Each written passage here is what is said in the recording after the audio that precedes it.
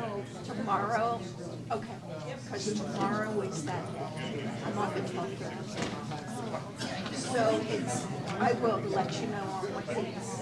Yeah, yeah. Because I will definitely come to the meeting.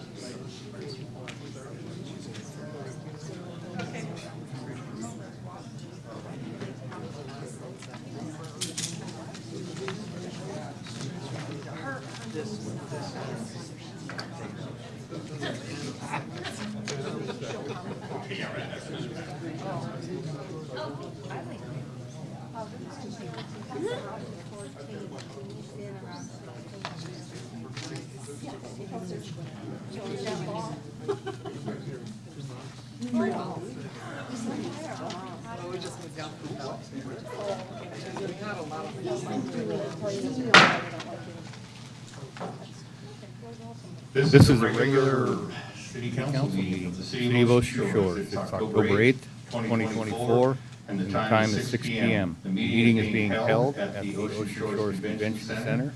The meetings are simulcast and archived on KOSW Radio.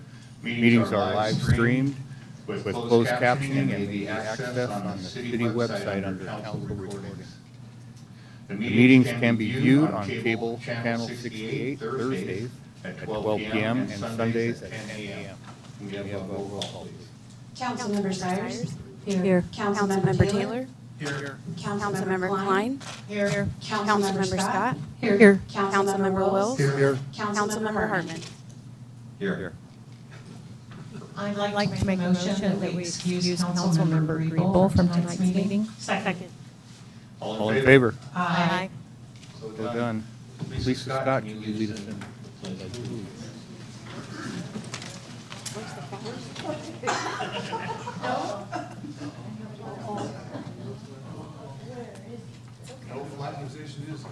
That's all right, we can pretend it's there.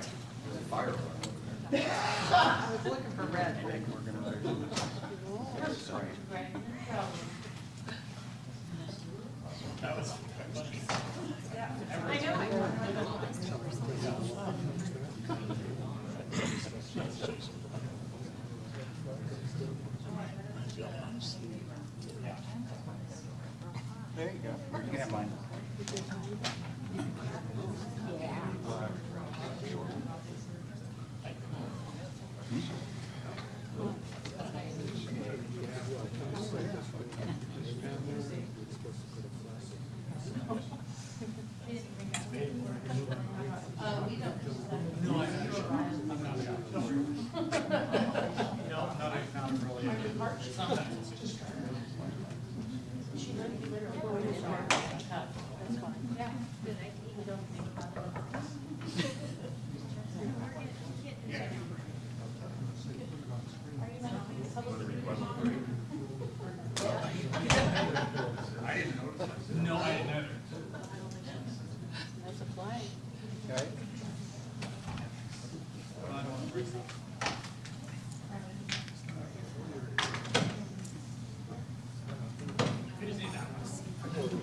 All right, we found a flag.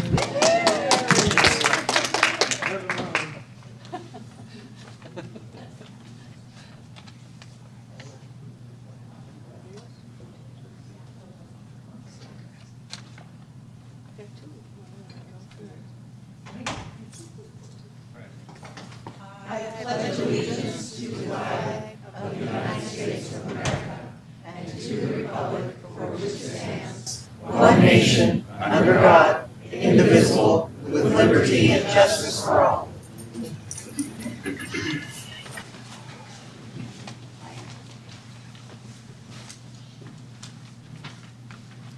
All right, we'll get rolling here. Approval for the meeting agenda.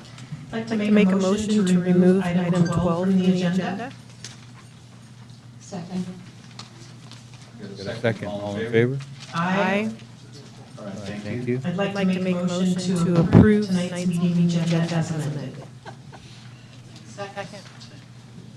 Second, all in favor? Aye. All right. We have one vacancy on the Civil Service Commission. There are no appointments. We have Parks Board Budget priority presentation being presented by Board President Kristen Hartman.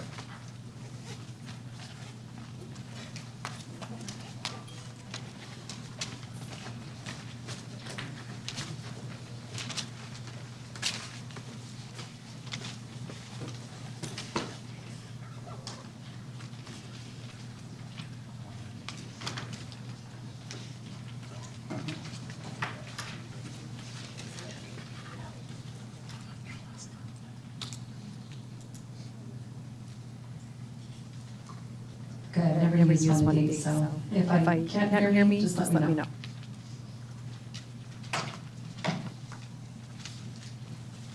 Good evening, Council, Mayor, and residents of Ocean Shores. My name is Kristen Hartman, and I'm the President of the Parks Board. With me tonight are Parks Board members Shelley Johnson and Jeff Firely. We work together on this presentation with the support of our board and guided by the Parks Comprehensive Plan that the Council approved. The theme tonight is light, camera, action. Let's talk about lights. Since the new skateboard park was built, we have encountered some vandalism to the ramps, and twice the porta potty has been excessively damaged. When the newer and bigger ramps were installed, it created a dark corner that is not visible from the street, and we are seeing an increase in loitering. In addition, as daylight diminishes but the weather is still good, we've seen skateboarders using their car headlights to illuminate the ramps in order to skate at night. Also of note is the Animal Control Building and the Evidence Storage Warehouse, both in the same location. Lights should be installed to keep this area safe and secure. And one more. There we go, thanks. Cameras. North Bay Park restrooms have a long history of vandalism, such as tagging, destruction of sinks and toilets, trash and food, along with other random items. In the recent past, these bathrooms were closed for months.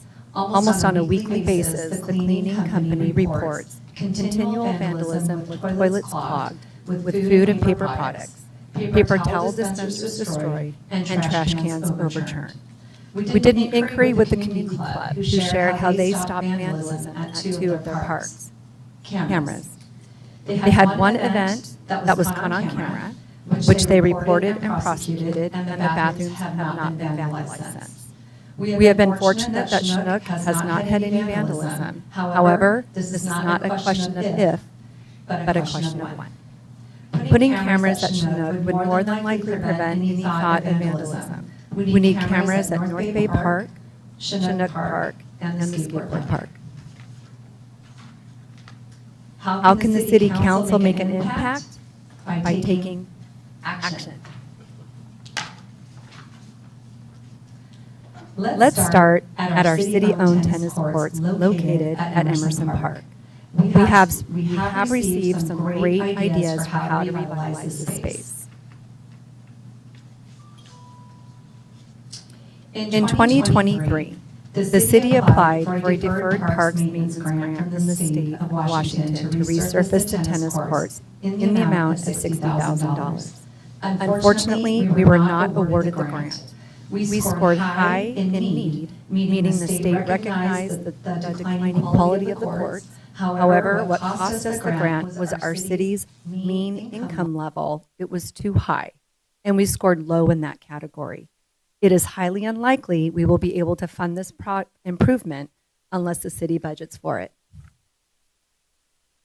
As you can see from these pictures, the courts are in dire need of repair. We reached out to the North Beach Tennis Association, and they reported that they haven't used these courts in years due to the poor condition. We asked the North Beach Tennis Association if we added pickleball striping to one or both of the courts and how it would impact them. They responded that they understood pickleball is a growing sport and there are more people playing pickleball versus tennis. We sent them the above images, and they felt that striping over one court would be their preference. We feel the same way for two reasons. One, it gives the tennis purists one court not striped. And 2, it allows for growth of 4 more courts if we needed them down the road. The only pickleball courts in Ocean Shores are located in Damon Park, operated by the community club, presumably for use by community club members. These courts are constantly in use. We have an obligation to provide pickleball and tennis courts to all Ocean Shores residents and visitors.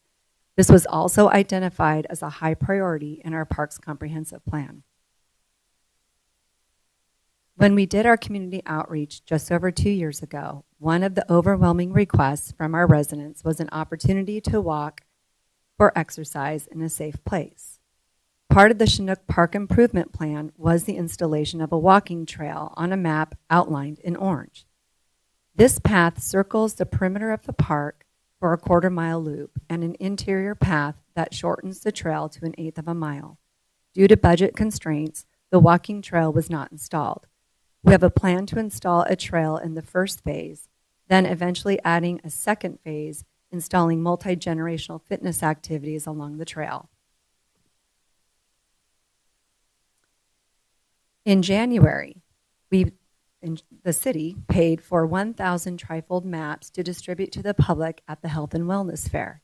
This year, the Lodging Tax Advisory Committee awarded the Parks and Conservation Foundation $5,000 to produce 10,000 additional maps. These maps were distributed to all the hotels and motels and the convention center. The maps are very popular with the hotel guests, and we would like to continue to provide them.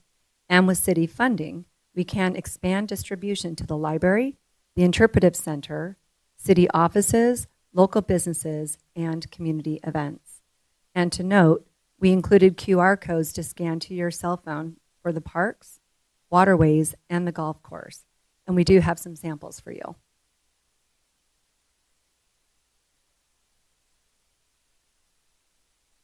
Over the past 2 years, we have seen a huge improvement in our parks with the new playground and restrooms at Chinook, installation of the wildly popular dog park, and enhancements to the skate park.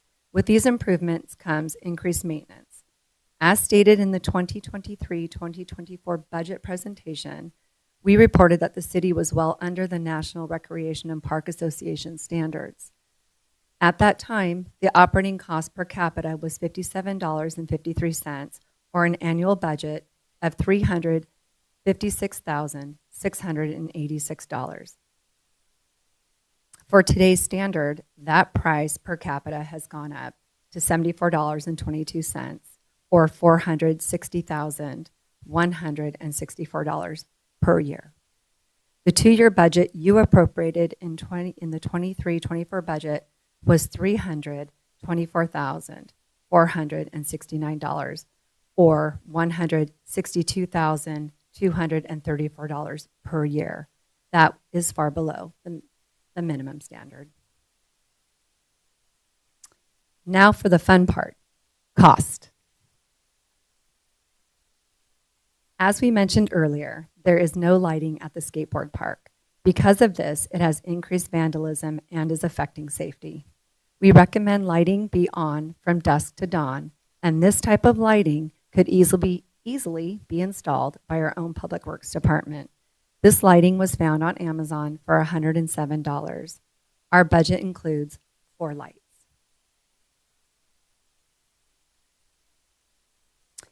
This set of 4 cameras require no Wi-Fi and have a 3 TB recording storage for $320. They only require electricity and a secure place to store the recording device, which each park already has.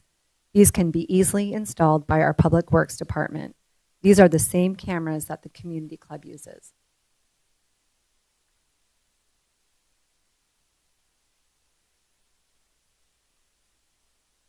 The tennis courts at Emerson Park need a complete resurfacing.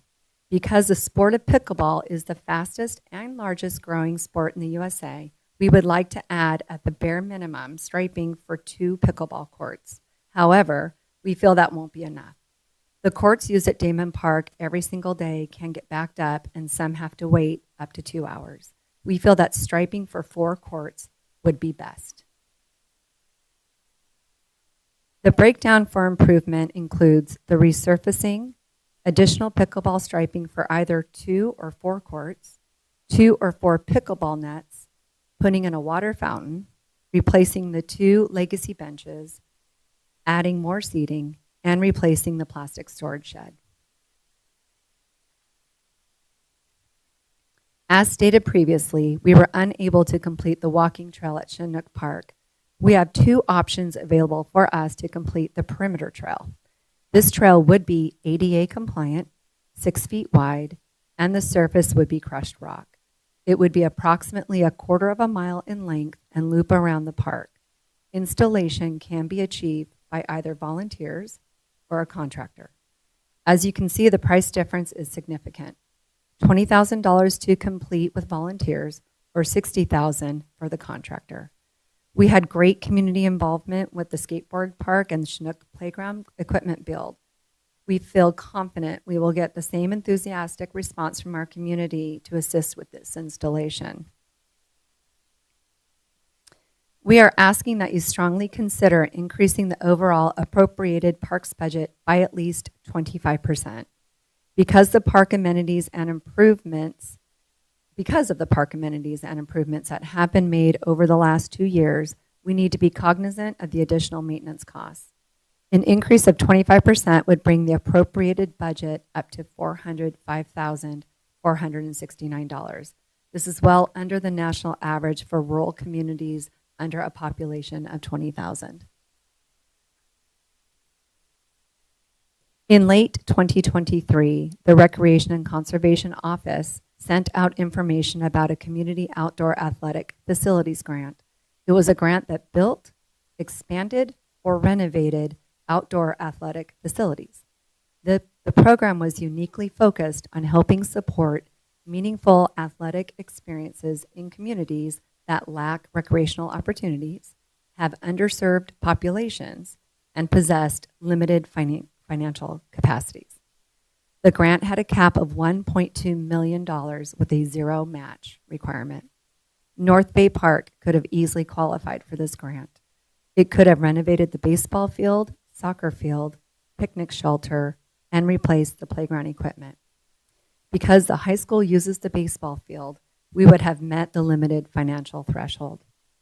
We are asking the city to support pursuing this grant and working now to get design ideas, a cost breakdown, and securing a grant writer so we don't lose out on the next opportunity as the window opens January of 26. To break it all back down for you, adding lights to the skateboard park would be $600. Cameras at 3 parks, $1,100. Resurfacing and improving Emerson Park, $52,700. Completing the walking trail at Chinook Park using volunteers would be $20,000. Funding 2 years worth of the park's map flyers, $10,000. And increasing the park's budget by 25% would be $101,367 for a grand total of $185,767. Now, we realize that there's a $5,000 error on that slide. The actual number is $185,767. So, hey, we're already saving you $5,000. The residents of Ocean Shores, thank you for all you have done to help improve the parks over the last 2 years. We can all agree that the dog park has been a howling success, along with the restrooms and playground equipment, and skateboarders have been impressed with the new ramps. We made these notable improvements without accessing any money out of the city budget. We attempted but failed at obtaining a grant to revitalize Emerson Park. We understand that there are a lot of wants and needs in the city, and now we are asking council to take action for parks. Prioritize funding for basic safety and security measures, provide new recreational opportunities, and provide for the required maintenance to support the new and recently added park improvements. Let's keep the momentum going. Thank you for your time. All right, thanks. Next up is public comment. Public communication to council is intended for communication to the city council regarding general council business or policy not on tonight's agenda. Address comments or questions to the city council body, not to an individual member or to city staff. Please limit your comments to 3 minutes. We request that comments be nice and respectful. This is not a question and answer time, and the council cannot engage in conversation with the public. No person may use the public comment for the purpose of campaign or advertisement. The city council will begin the time once the citizen has started their public comment. At 2 minutes, you will see a green light, followed by a yellow light indicating 30 seconds remain in the public comment period. The red light will notify the reader that the public comment time has ended. The order of public comment will be individuals attending in person, individuals attending remotely, and then general public comments, whether in person or remotely, will continue in the usual position on the agenda. Who do we have, Scott? All right. Good evening, council, mayor, citizens. We only have two for this evening. The first, Jane Shattuck, City Kennel.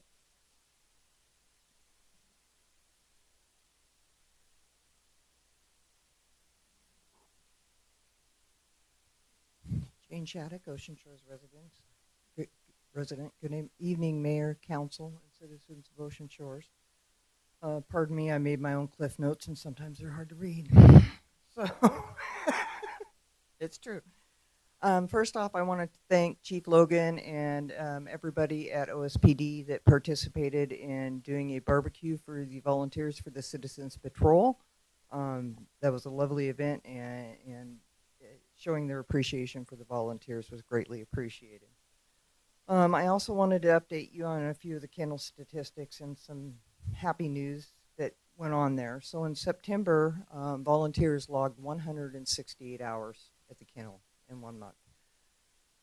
In the beginning of September, on September 6th, we received 2 dogs in there that were severely malnourished and in poor condition, and the volunteers took it upon themselves to take extra hours and spend time with these dogs, socialize with these dogs, and make them happy dogs.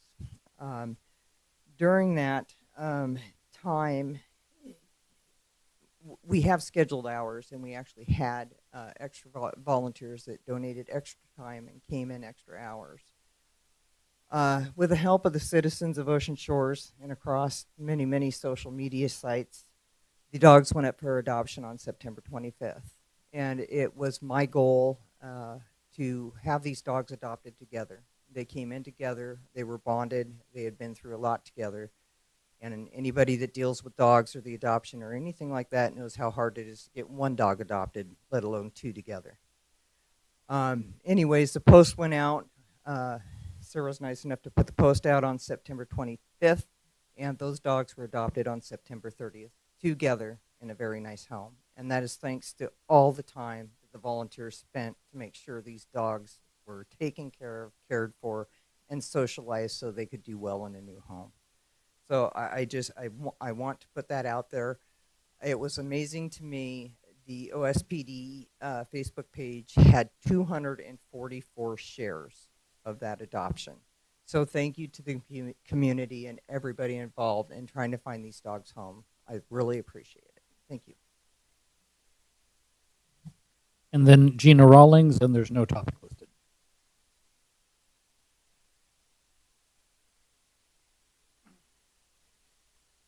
Good evening, Mayor, Council, and staff. I just wanted to say that I had the opportunity to be in the Lions Club for the last few days and preparing for candidate forums. And while I was in there, the playground equipment that was furnished to Lions Club with money from ARPA was in constant use. It was in constant use until it was dusk and so dark that you couldn't see. And the very next day it was in use again. And it was money well spent. And I just wanted to share that. I appreciate it, and I think that there's an awful lot of children that are enjoying it as well. Thank you. Thank you, and that concludes public comment. All right, we have staff reports coming up, and first is going to be Scott, our city administrator. I'll keep this short, and most of it is fire related because our fire department's been exceptionally busy. As you might have seen from the paper, there was a large structure fire at San Juan Court. OSFD responded with 4 members that were there, and there was a medic call at the exact same time where they were transporting someone to Harbor Regional Health. The crew faced a large body of fire that was coming from the garage that was extending into the home residence itself. The officer on duty requested Fire District 7 and Hoquiam for more firefighters. The fire was knocked down. We're very happy to say that everyone that was in the building got out safely. Unfortunately, some of the domestic pets, some cats, were perished in the fire, but one cat was pulled out alive, although it passed away later itself. The home sustained heavy smoke damage, fire damage, but no injuries were reported. The owner and the occupants right now are being assisted by the Red Cross. The fire department would really like to thank the police department and especially Officer Fody for his quick actions and the report of the fire conditions, and Hoquiam Fire for their response, and Grays Harbor 911 dispatch.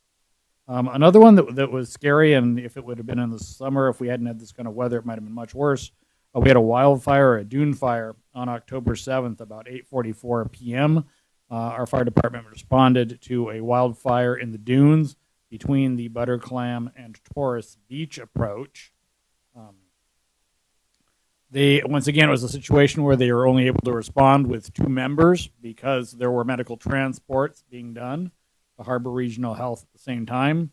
The crew found about 150 by 150 foot fire that was spreading. As you're liable to ask, it appeared to be started by some logs and it took off from there. It was fortunate there was light wind conditions that helped us to contain the spread of that fire.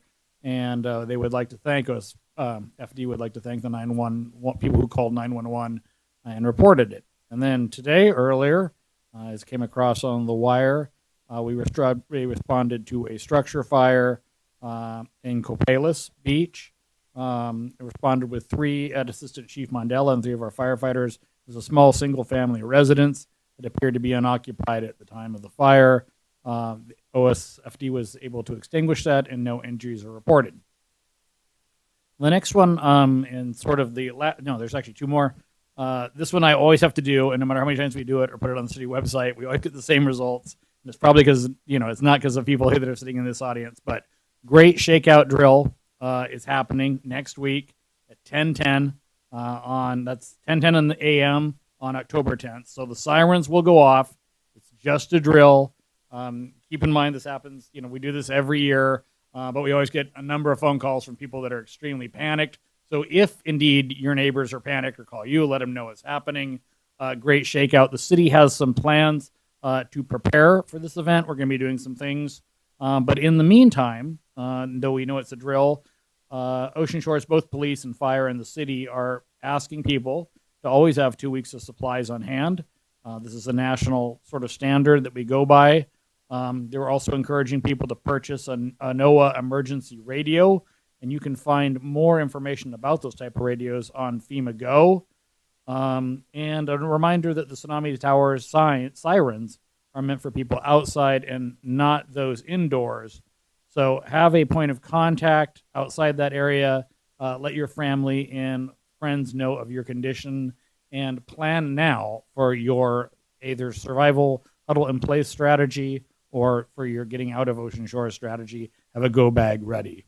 And then lastly, on a much lighter note than that, Halloween is coming up again. Ocean Shores Firefighters Association, as they do every year, will be putting on their annual Halloween event for the community. It starts at 6 p.m. It's here at the convention center. And as always, they're in need of candy. And that candy can be dropped off at the fire station with Courtney there in the front window. If you would like a booth for your business, please contact firefighter Ryan Murphy or just come into the fire station. And then I have an email address that will go on rmurphy@osgov.com that I will put on the city administrator report on the website. And that concludes the city administrator report. Thank you. All right, thanks, Scott. So these next reports are going to be budgetary presentations. So first up is the library department with Keitha Owen.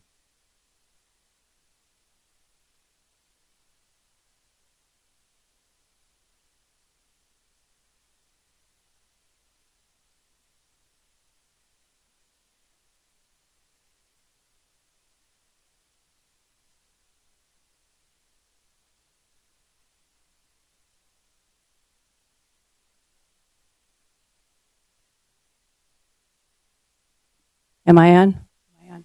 You can hear me. Yeah. Hi, folks. I'm Keitha, the library director. The 2023-24 budget cycle for the library went very well. A few items that were approved for that time period and implemented include subscription to the movie database, which you may have seen, Canopy.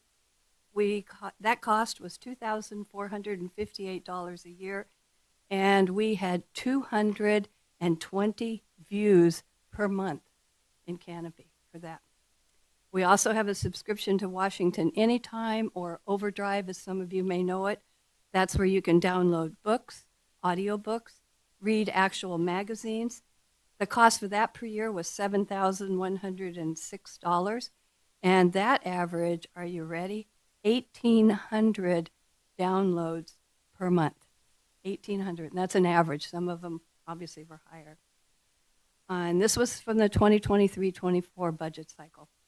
I always seek to keep the library well maintained, and we installed a very much appreciated and needed clean new lobby drinking fountain, and that was $5,720. We also installed exhaust fans in the restrooms. Believe it or not, for all these years, we did not have any. Those were $2,200. And we did annual deep cleanings at $1,885 a year. Also in that budget, Nick Bishop was promoted to full-time and has enhanced the very popular Bookateki program. I know several people in the audience that have used it and have been very, very happy. He has quite a few repeat users. He is averaging 38 sessions per week. Those are half-hour sessions. He's also doing all the electronic program on the new reader board provided by the foundation, and he provides monthly tech classes for our community. I keep an exact spreadsheet on what is spent to the penny, no joke, for the Library Board of Trustees. I can tell you exactly what is spent.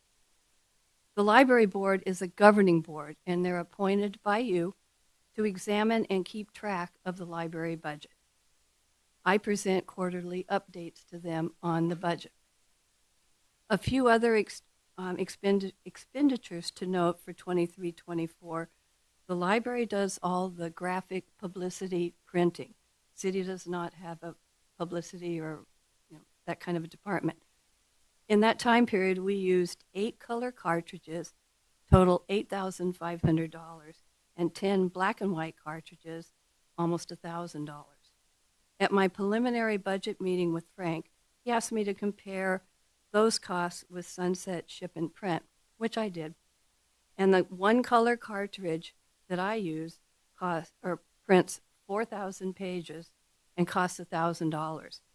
Sunset Ship and Print for 4,000 pages costs $4,447. So I called her and got an exact quote. So I was almost shocked by that.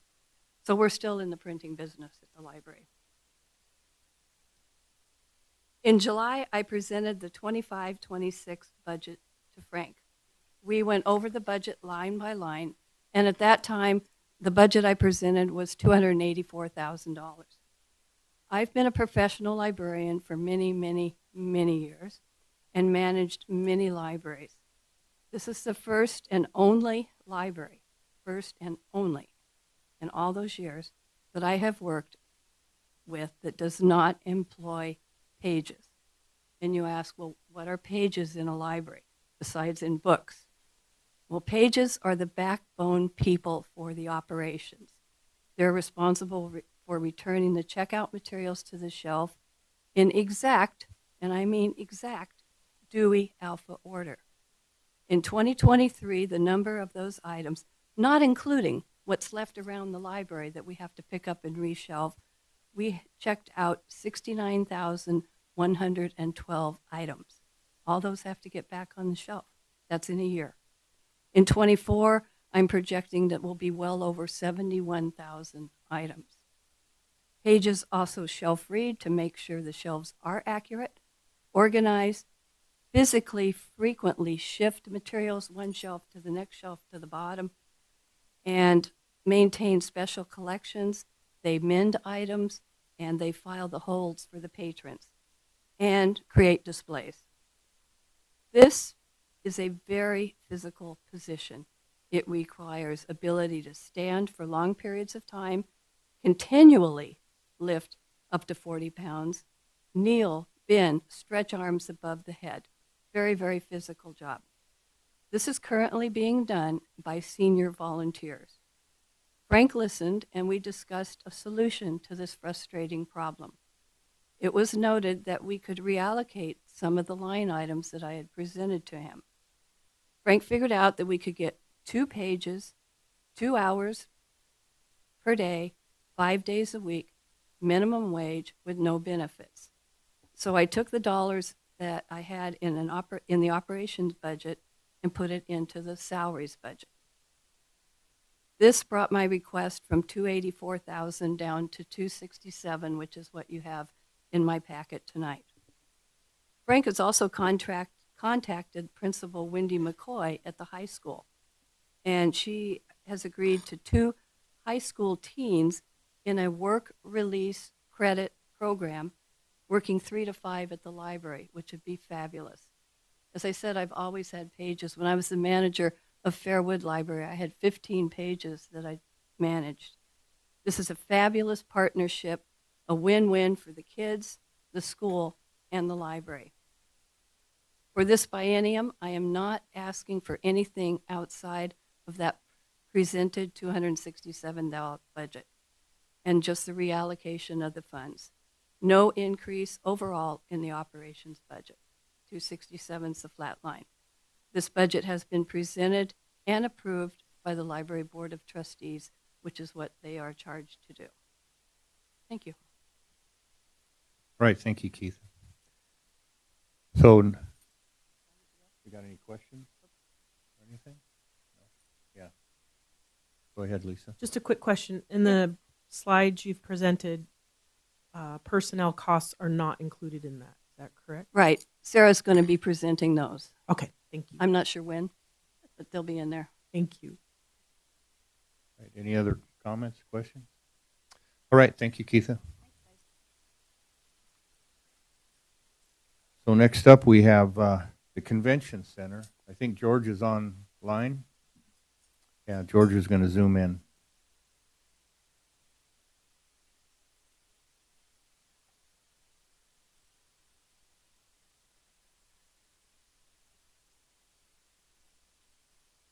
And George Lee is our Convention Center General Manager that will be coming up here on Zoom.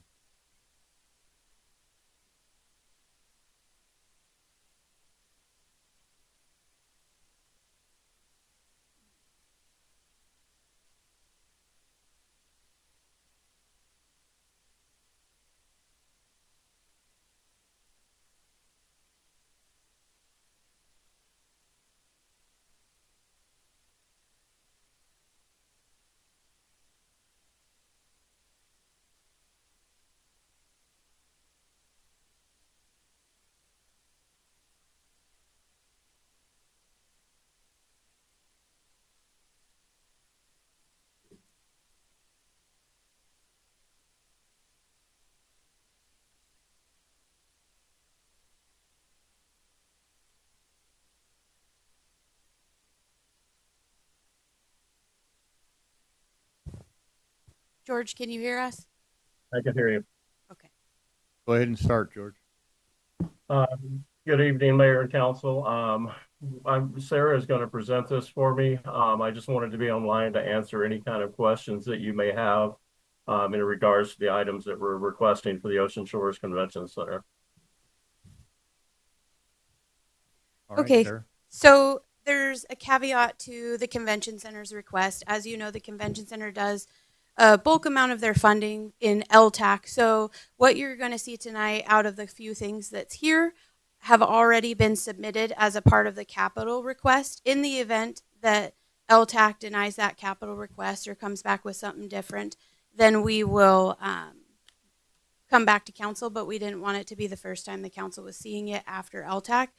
The other caveat to George's budget is that between George and Becky Leach, our project manager, they did significant savings in terms of the soffit project that's being completed right now, why we look like we're being fumigated.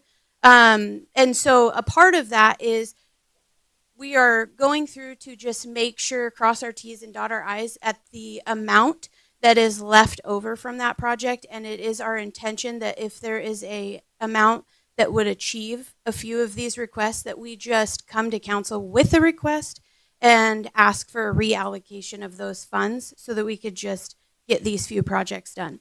So just the first thing is a carpet replacement. The LTAC committee afforded the convention center $95,000 as a part of an award for the carpet to be redone in the convention center. They still are in need of about $45,000. So again, that went as a capital request. We'll see how that proceeds. The carpet here is about 20 years old, and we've plumb run out of squares to replace stains that can't come out, even though the staff here gives it everything they have on their carpet cleaner. The other part was the parking lot electrical. I'm sure several of you have been to different events that have been out in the parking lot, and you see all of the big, huge cord covers that go throughout. We're trying to minimize that by adding electrical farther out at the edge of the parking lot, closer to Chance Alamere. So that has a cost of about $55,000. We couldn't get the mayor to just do it for free, so we had to come to the council. We do have a request for $100,000. There is a part of this. This is for the chairs. These chairs have been here since 2005, I believe it is, and they are in need of a change that will match the carpet that hopefully will be an addition that gets people to come here and have their events.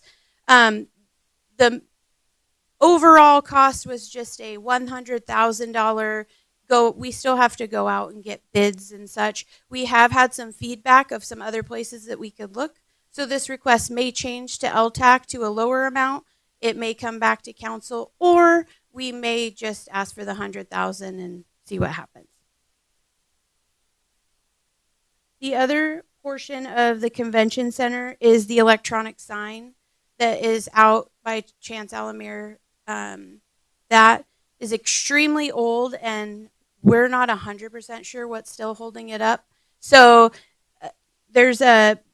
we did go do some research, and about $80,000 would get us a better sign that we could use to promote and put different cues up that people could maybe see, and the security of the sign itself would be replenished. The last part is the HVACs. So far, another project that happened over this last year was 4 of the rooftop HVACs were changed out. There's a total of 6 additional ones that are beginning to fail. So we're just kind of looking forward as a part of the capital facilities. This is unknown, but it's around $250,000 to fix the few that they have. And it's trying to get ahead of the game instead of, oh, the HVACs went out, which is what we've dealt with in the past. It's to try and see if we can get things fixed before they completely go out. So again, that was pretty quick, and there's not a whole lot above the operating budget that the convention center is asking for. They've done a really, really good job here reevaluating their fees, their rentals, all of the things that go with utilizing the convention center to try and build up a revenue source that we haven't had in past years. So any questions can go right to George. Anybody have any questions? Yes, Richard. So if I understood Sarah correctly, that you're hoping that most of what you're requesting is going to come out of LTAC, and if LTAC can't, if LTAC doesn't cover the cost, then you'll come back to us, and these are the things that you're going to be asking for. So right now, we're not really looking at spending any of the general fund money or any of the city's money on the convention center. It's going to be LTAC money. Possibly. Yeah. There's that other piece, and that's why I did want to mention that they did, and this is part of it, and this is what staff should be looking into, is the cost savings on other projects that have been related to their respective department. And so we're hoping that we can get that all dialed in, and even the request to LTAC may be less as well. Thank you. All right. Any other questions? There.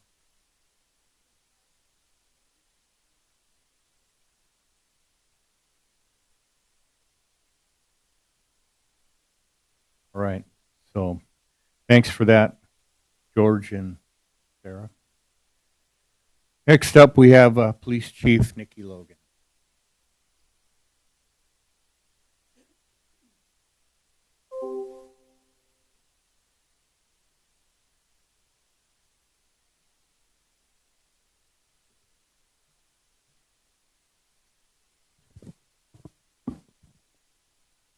All right. Good evening, Council. The 2023-2024 budget, I made the big requests of additional vehicles and one position that was hired in 2024. I was approved for 2024. At that time, I had 3 vacant positions. When I made that request, we filled 2 of those positions in the last 2 years. Now I currently have 2 vacant positions again because of the addition of the 2024 position. And we did purchase the 3 vehicles. You probably see them running around. They're the black vehicles. They're out there. Those are actually sergeants' vehicles. The black ones were assigned to all of the sergeants. So we did good with that. So this year, for the next budget, for the 2025-2026 budget, I would like to request another additional position. Once we fill the 2 vacant positions that we have right now, one of those being the 2024 position, one of those being the 3/10 position, that'll make us staffed well for patrol, and it will also give us a detective's position. The additional position that I'm requesting will be dedicated to traffic control. So we'll have 2 specialty positions in the department. We'll have the detective and we'll have a traffic officer. And the cost of that is about $125,000 a year. I would actually, I didn't put it on here, but I would actually request that that position be in 2026. If by chance I am able to fill the 2 vacant positions that we have right now, I'll ask for it earlier than that. But right now, it's a long process to hire and a hard process. So I think getting it in 2026 would be sufficient for right now. Next slide. Along with that, I'm requesting 3 new vehicles. The 3 new vehicles would actually come out of the 3/10 money, the public safety fund, so it's not actually coming out of general fund. So I'm just asking for permission to use the funds to purchase the vehicles. The money is there. I just need permission to purchase them. We're just rotating out. We normally rotate our vehicles out at about 100,000 to 120,000 miles, just because that's usually when they start showing the more wear and tear, and they're down more than they're up with maintenance.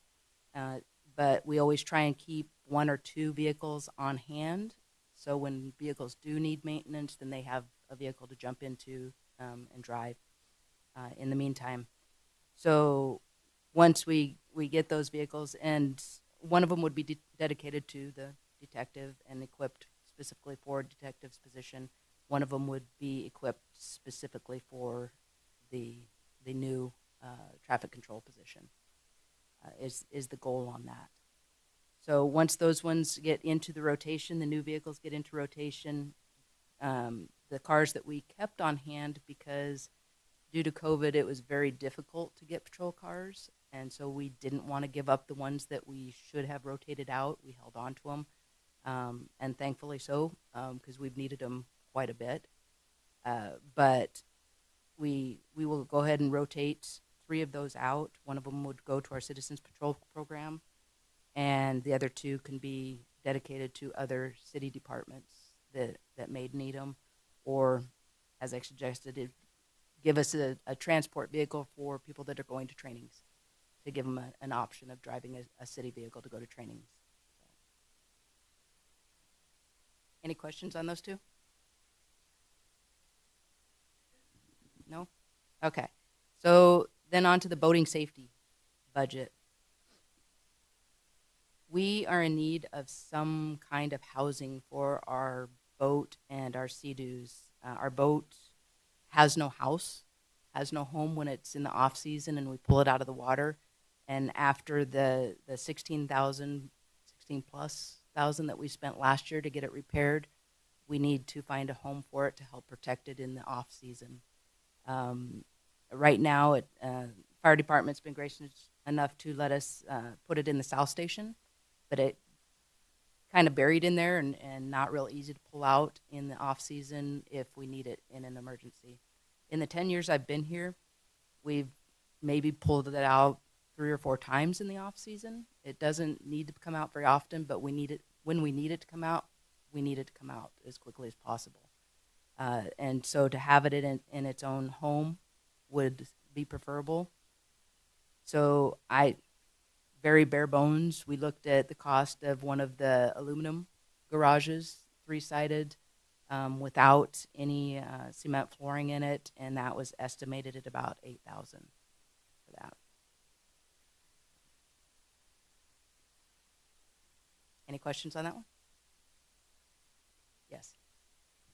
So would it be at all feasible to use a boat cover, the canvas cover that I see many homeowners covering their boats with?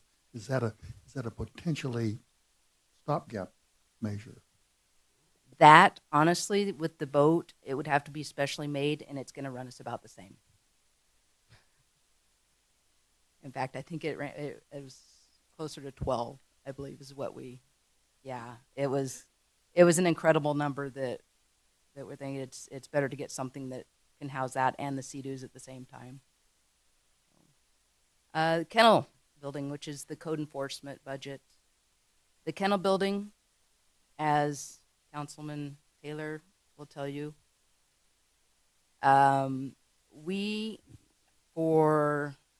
since I've been here, have been lucky enough that Hoquiam has been able to house our dangerous dogs for us. So dogs that have attacked other dogs or people bitten, and we have to house them.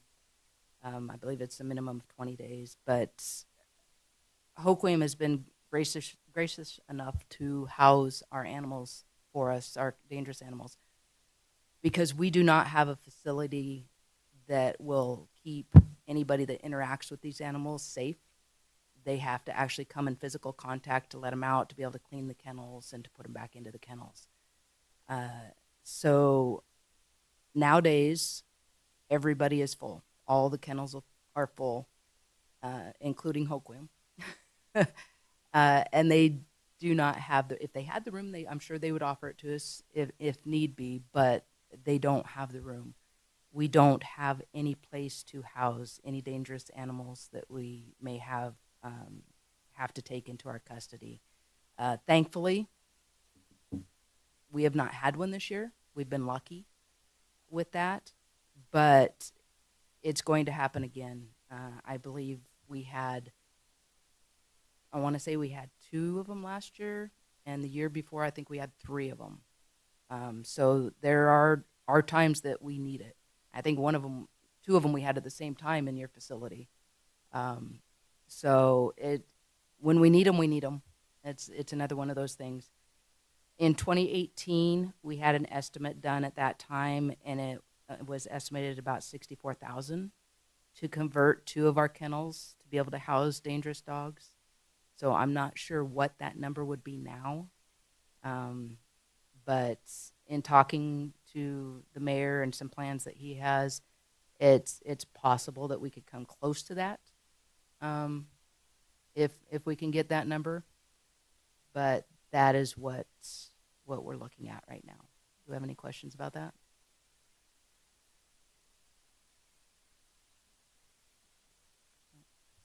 No questions. All right, that is it. That's all I'm asking for. All right. Thanks, Nikki.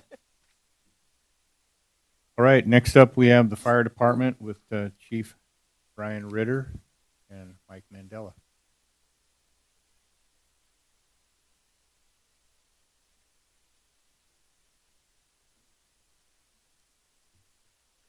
Good evening, council, mayor, members of the public.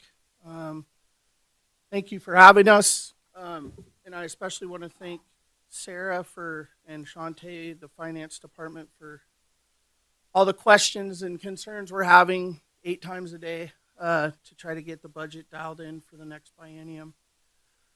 Before we start, I'd like to give you some context. I inherited the last budget, and I was not able to have any input on its development. It's just something that was basically, like a lot of you, including the mayor, things were put in our hands, and we had to move forth and deal with them.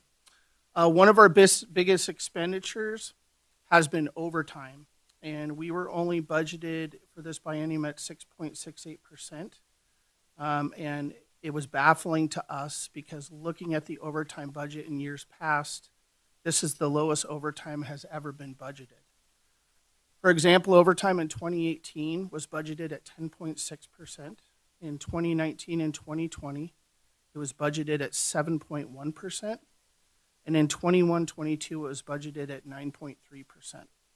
So we can't figure out the formula that finance was using to predict overtime, but 6.68% wasn't cutting the mustard for this biennium. And so to compensate for overtime, we had to defer some expenses and some purchases to try to bring the budget as close as possible. One of the only things I was able to do, unfortunately, and it broke my heart, was to cancel holdover training. And holdover training is when an off-duty crew is going off shift and the oncoming shift is coming on. That off-going shift could have 3 hours of uninterrupted fire training. And the issue with that is it's becoming more and more difficult to get dedicated training because of our call volume.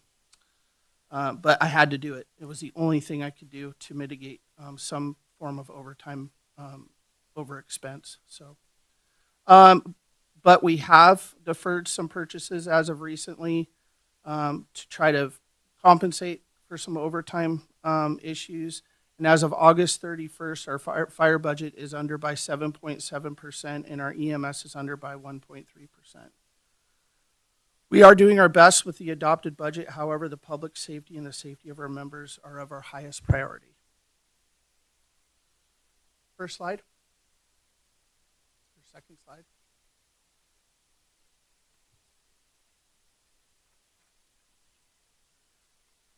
General fund budget increases.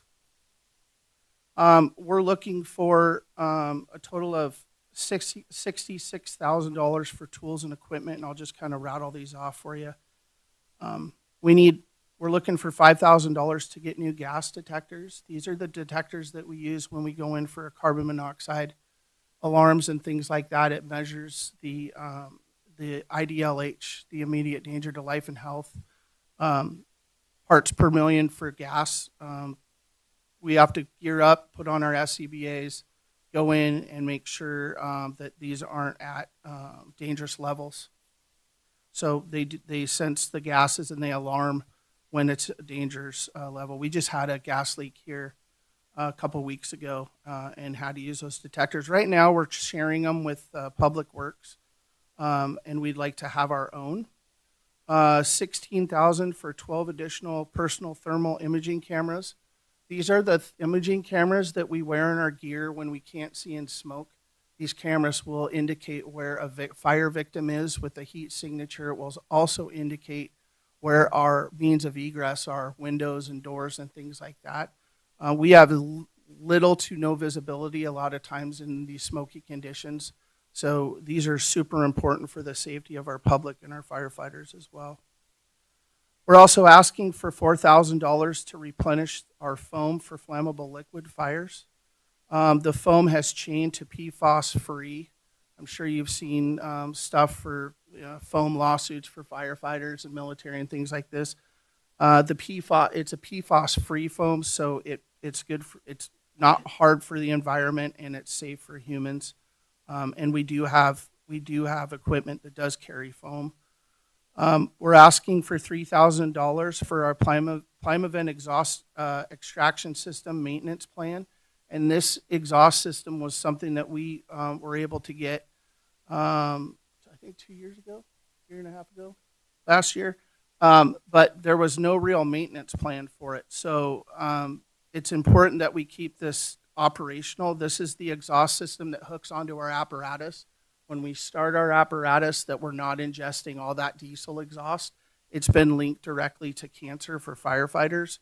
And so we have it, it's working, it's awesome, but we need some form of maintenance, system maintenance. For example, when we just not got rid of, but when we sent the ladder truck out for maintenance, we pulled an engine up from the south end of town, and we have to have an adapter that goes to the Plymavent system, and we don't, because we didn't have a maintenance plan. So we're hoping we can get that dialed in. We're asking for $8,000 for ladder belt bailout kits. These are what go on firefighters' gear when they're above ground in an apartment, hotel, motel, or a large story home, and they have to bail out a window. They're able to quickly tie it off on a secure object and get down the window rapidly or out the window rapidly instead of making a horrific decision to jump. I know this all sounds grandiose. I'm just going to interrupt here, but we do get fires and we do have emergencies. And when the rubber meets the road, sometimes there's no second chances. So things like this are important. $30,000 for new and replacement hoses and nozzles. Our hoses, some of them have expired, some of them have failed hose pump testing, and some of them are just too used. And we need to replace some of our hose supply. So, and then $65,000 for new cutters and spreaders. That's what you guys would probably know as the jaws of life. They're battery operated. The problem with the system that we currently have now is they're connected to hoses and a generator that we have to actually bring to the scene of a car wreck or the airplane crash that happened, things like that. The hoses can get cut and caught on metal and glass and debris, and it's very, very labor intensive to bring that equipment to the scene rather than not just having a battery powered operated cutters and spreaders. So next slide.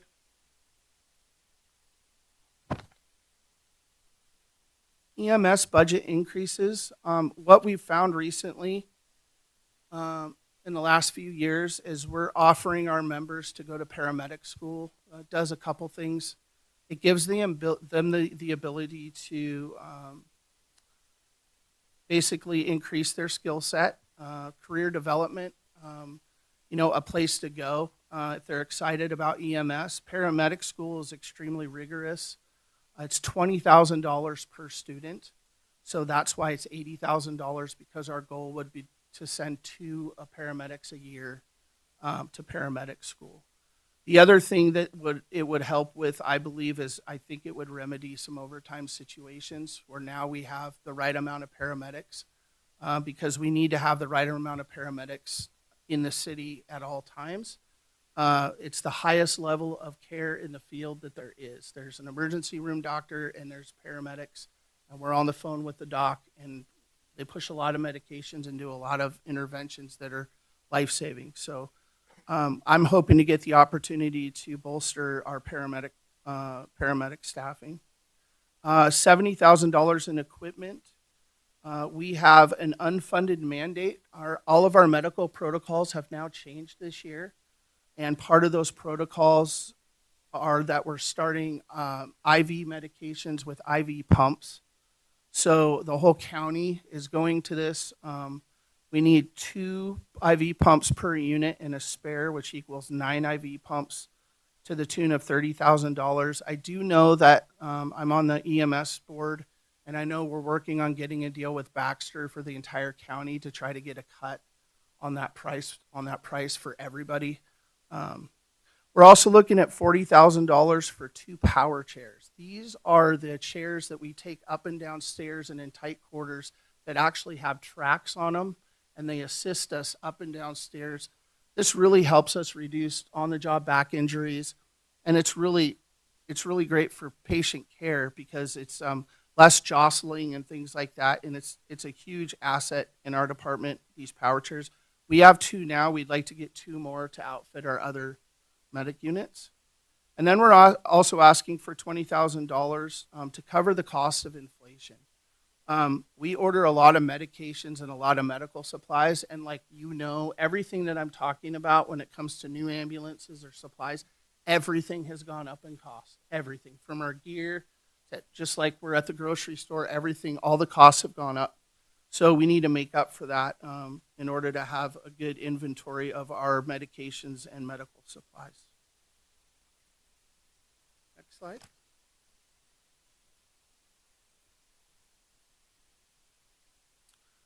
So capital requests, this is a big one for me in the fire department. We need money for SCBAs, and SCBAs are the air packs that we wear with our masks. They're expiring as of January 1 of this year.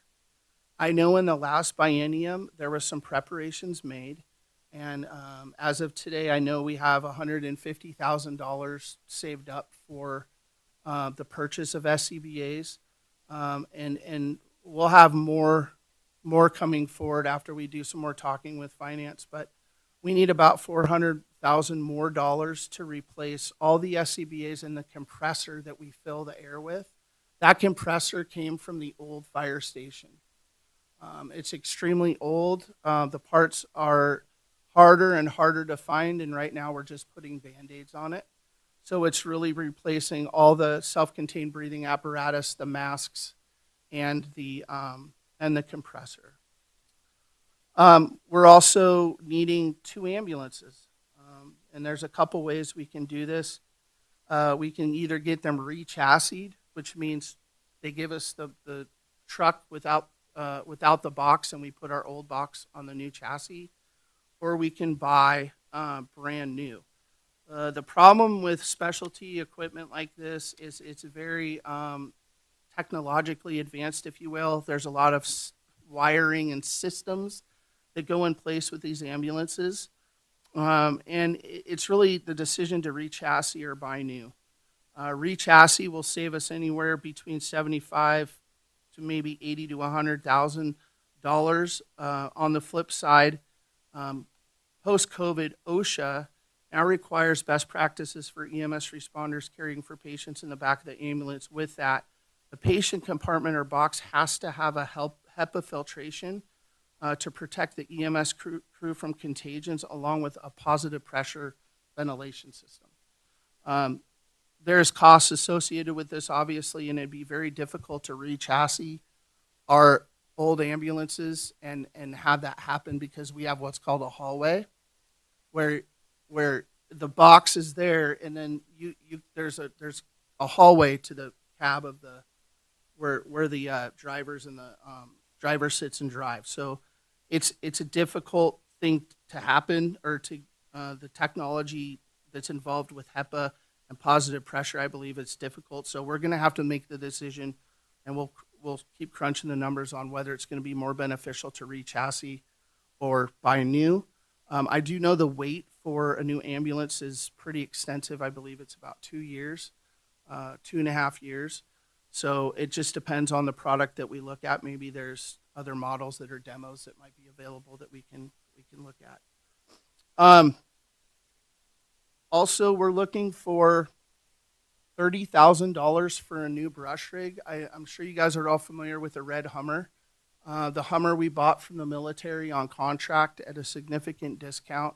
That'd be the second or third apparatus we've gotten on a state military contract. The Hummer is old. Ken's had to replace 3 flywheels on it, and he's going to have to replace the transmission, I believe, here shortly. And I don't think it's going to last us another season. So we will look at another Hummer through the government, and I think we can accomplish this and get it outfitted with a pump and everything we need for $30,000, which is, to be honest, is extremely less expensive than a ready-to-go, like I'm going to say quote-unquote real brush rig. So we're also asking for $9,000 for an engineering and design team to come out for the South Station and take a look. I think we need to be a little more aggressive on what that looks like. The fact of the matter is takes us 8 to 10 minutes to get down to the south end. Everyone's paying for the same service, but they're not getting it. And I know everybody's privy to this, but we have a house that's sitting down there with no living quarters, and I'm not opposed to any creative ideas. I'm not opposed to modular. I'm not opposed to really a lot of things. Hence, I don't want our guys and gals living in a tent, but we really need to look at getting that South Station staff to reduce our response times to the people on the south end of town. As you can see, we run into issues when we want to, try to buy apparatus. And I think this is just a kind of a citywide comment. And I know that this is on the forefront of the mayor's mind, and there's a lot of great things that have been done financially, but we really need to have a plan of finance. I hate coming to council every time I need like some large purchase, and it's the fire department again. And the fire department, I think if we have a way to finance better, or to have a better plan of finance citywide, I think it'll be beneficial for everybody. And I do believe things like this are being worked on currently. So as you can see, I did not put staffing in my request for a couple reasons. Number one, not because I don't need it. As you heard Scott mention at the beginning of the meeting, we're responding to fires and calls with 4 people. I can't do much with 4 people on an engine. The driver of the engine can't leave the pump because that's our lifeline. The guy or gal in the right seat's running command, and that leaves 2 people to, fight fire. We're at a population now of, I believe, almost 8,000. To put that in perspective, Aberdeen Fire ran 6,000 calls last year. They have 2 firehouses. We ran 3,000, so we ran just as much as one of their firehouses. I didn't put this in here because I know there's discussion about the utility, and positions are funded from the utility. So if I had my way, I'd be asking for 4 FTEs immediately. At least 1 right now to cover extended leave for people who are going out on PFMLA, LNI, and things like that. When a member's gone for an extended period of time, I would like to take that position to fill that extended leave to avoid some overtime. Overtime is not 100% completely avoidable, but we're an island. Nobody's coming in the right amount of time, and we need to really figure out how to properly staff the fire department. It gets dicey when you're rolling up to a fire with 4 people, especially if we're going into rescue mode and somebody's in the house. So anyway, we provided you guys with some books. The black books we provided you with a zip drive. If you would like any more information, just go through that book, plug in your zip drive, and we have an open door policy if you guys have any questions or concerns. And I do feel supported. I do feel supported by the mayor and the council and the public. And I know these are a lot of big asks, but I really appreciate everyone's support, and we're going to continue to do the best we can with what we have. So thank you. All right, hang on a second. Any questions? Yes, Lisa? So because you brought it up in the beginning about the overtime, and it was my understanding, and I don't know why it was reduced other than when the prior chief had come in, we added 3 additional positions. And I think that was why the overtime budget went down, is because you were adding those 3 positions to help balance that overtime budget. So that, I guess, would be my recollection of why it was decreased. Am I still on? Yeah, that didn't touch the overtime, and it couldn't. Because as you increase staffing from whatever the number had been and go to a number 8, you still have to allow 2 people off for leave.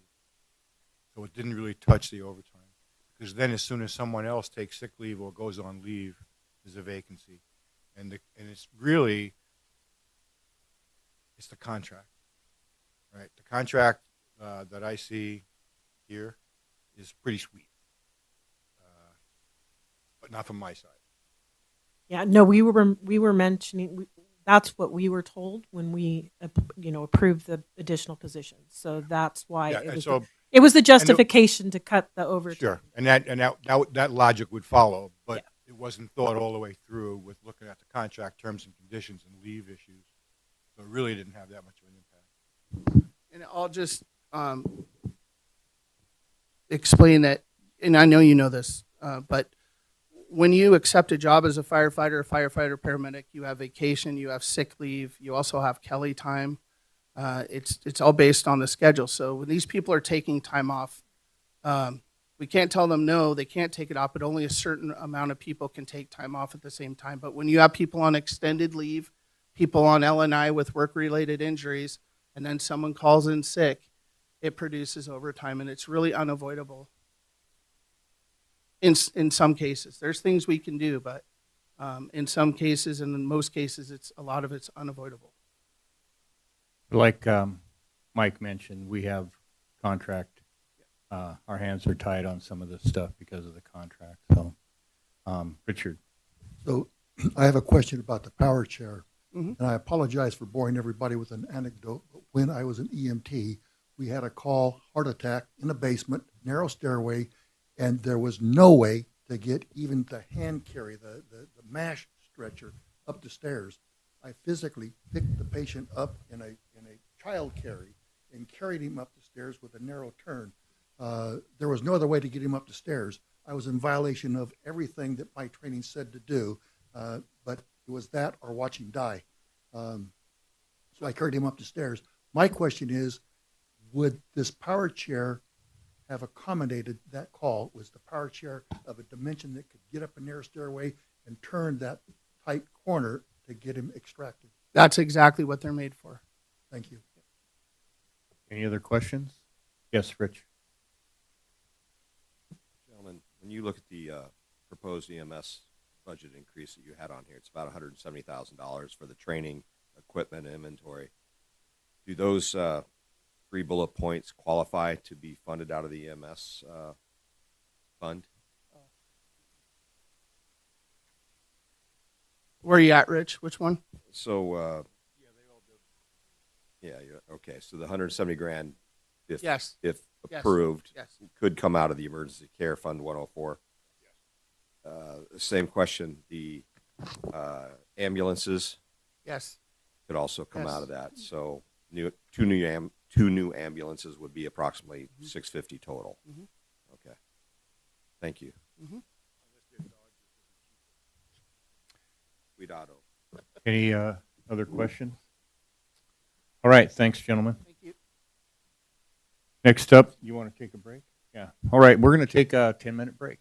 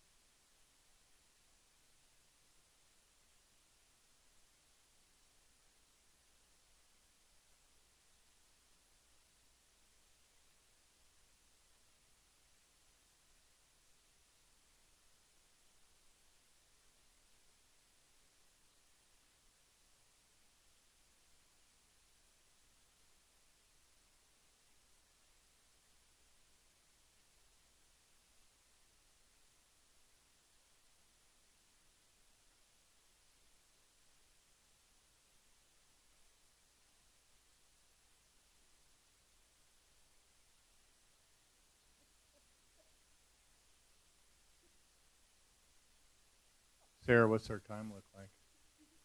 We're good to go? All right. We will reconvene here, and next up is our project manager with the Public Works Department presentation, Becky Leach, and Tim Hiles is with her. Good evening, Mayor and Council. I wanted to also take this opportunity to introduce Tim Hiles, my assistant project manager, our assistant project manager, as well as the grant manager for the city who manages the background part of the grants once they have been awarded to the city. So, Tim Hiles, everybody.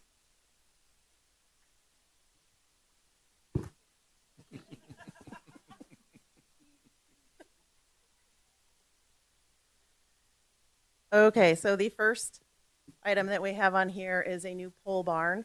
The estimate that I have is for $200,000.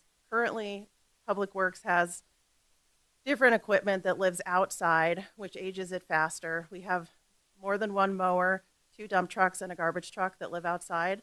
And we would like to have them live inside this new pole barn, as well as be able to house new equipment in the pole barn. Second on the list is the pump station upgrades for the sewer department. The estimate is $200,000 for the sewer department to do 2 stations per year. And we will also be rolling dedicated ARPA funds from the current 23-24 budget in with these funds. The VFD's variable frequency drives control the sewage pumps. They power them off and on and control the sewage flow rates. They basically keep the sewage so that it doesn't run full blast through the pipe system, and lengthens the lifetime of the sewage pumps as well. For the wastewater treatment plant, I have a couple different items, and wastewater treatment out at the edge of the world there, a lot of what they are asking for is required by Department of Health or Ecology. The replacement of the fine screen at the headworks, the estimate for this is $250,000. If you look at the picture on the left, that is a headwork screen that is just a good example of how it removes trash and inorganic materials from the wastewater. It's the first step of the process. This is something that is required by Ecology. The picture in the middle and the picture, well, the next 2 pictures in, that is actually our headwork screen. We have a round drum headwork, so that's what ours looks like. And it's time to change it out because ours is old and not collecting as much of the trash and inorganic materials as Ecology would like.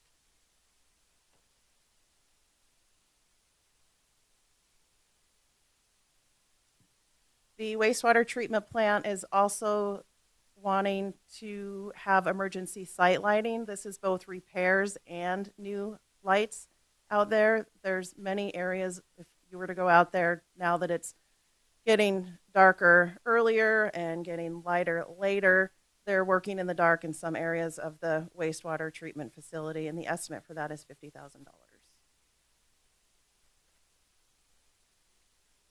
Ditch mixers for the wastewater treatment plant. The estimate for these is $60,000. We did have a ditch mixer fail this year and needs to be rebuilt, and then the others need to be rebuilt at this point prior to failure.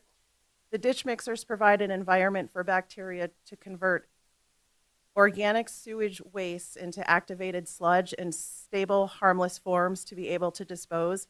Basically, once everything goes through the wastewater treatment plant process, it is in a solid form and it goes in a dump truck and we drive it away. The ditch mixers is just one of the pieces to the puzzle that make that happen and allow the wastewater treatment facility to run.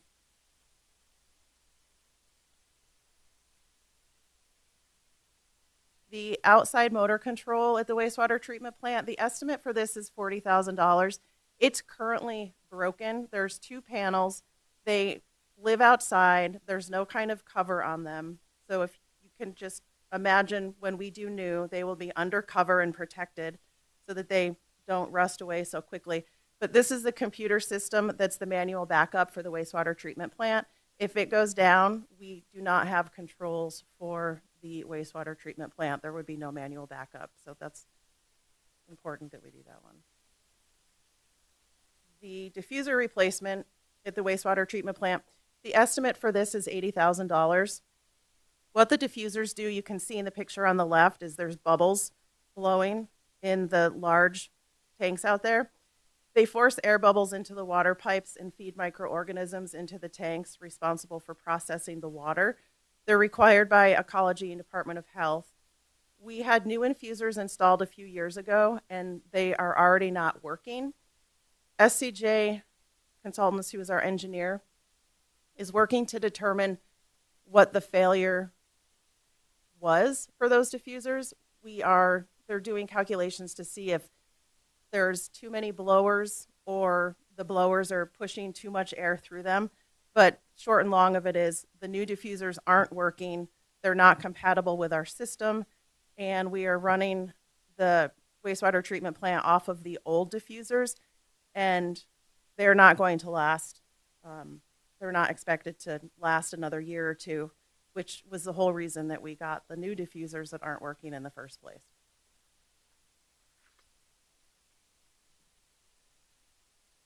For the water department, there's an estimate for an F-150 truck for $48,000.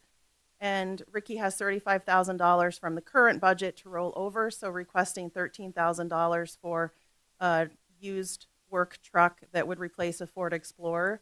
The Ford Explorer has been in service for over 20 years. It was going to be surplused in 2020, but other vehicles failed, so the water department is using this one, and it's not conducive to putting tools and doing the job that they need.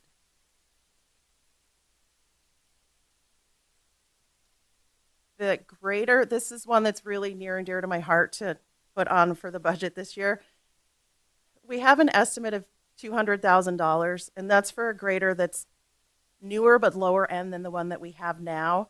A real good estimate for what we need is $359,000, but there is some money to roll over into a new grader from the last budget.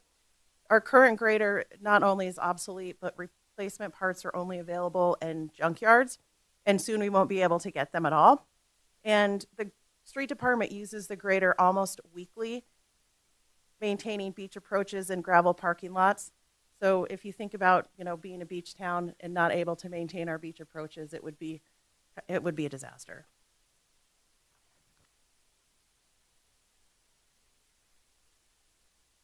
Also for the street department, requesting a sewer jetter at an estimate of $80,000, $40,000 per year, budgeting for 2025 and 2026. The current sewer jetter is from 1979. The pipes are rusted through, which you can see in in the picture on the left. And Ken says that he can repair it and limp it along for now for about $5,000. But we're asking to save that money over the next 2 years so that we can purchase a new sewer jetter. And it is used to clean out storm drains and sewer pipes throughout the city. Last but not least is one new dump truck, which Public Works departments would share. It would be street water and sewer crews that would share the dump truck. It's a used truck for 150,000 miles, or for $150,000. The current Kenworth that they're using has over 1 million miles on it. And between the two dump trucks that we have, we've put approximately $288,000 in repairs over the last 10 years total for both of them. Public Works dump trucks, currently there's multiple repairs that are needed on them. The RPM gauges don't work, windows aren't staying up, windshield leaks, and they've just been patching holes. If you look at some of these pictures too, the third picture over, you can see that there's holes in the bottom bed of the truck. The picture that is the wheel, those wheels are required to go, that's an old slide. There's a wheel on dump trucks that raises up when it's empty. And when the load is full, those wheels have to go down to carry the load. And our wheels don't go down anymore, they're broken.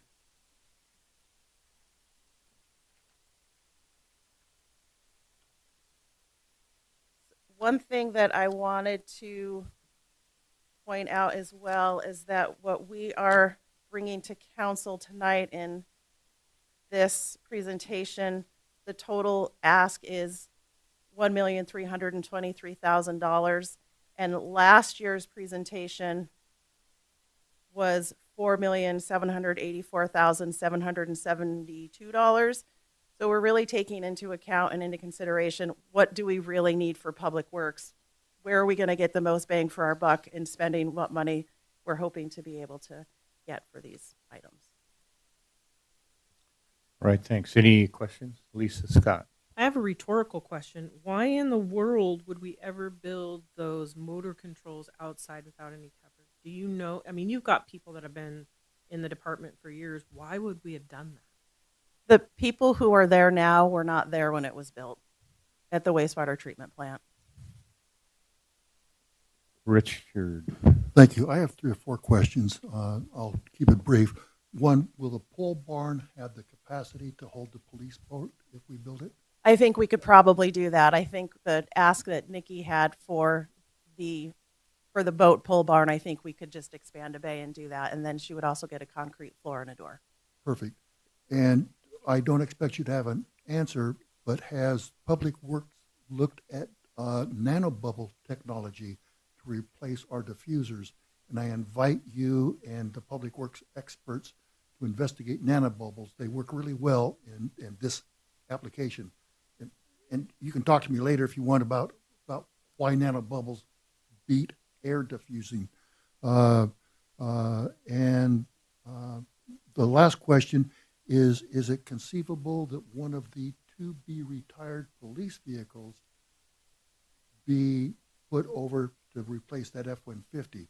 The advantage of the pickup truck, it's a pickup truck. And I just, you and Frank may have thought of that, but I just want to throw that bug out there.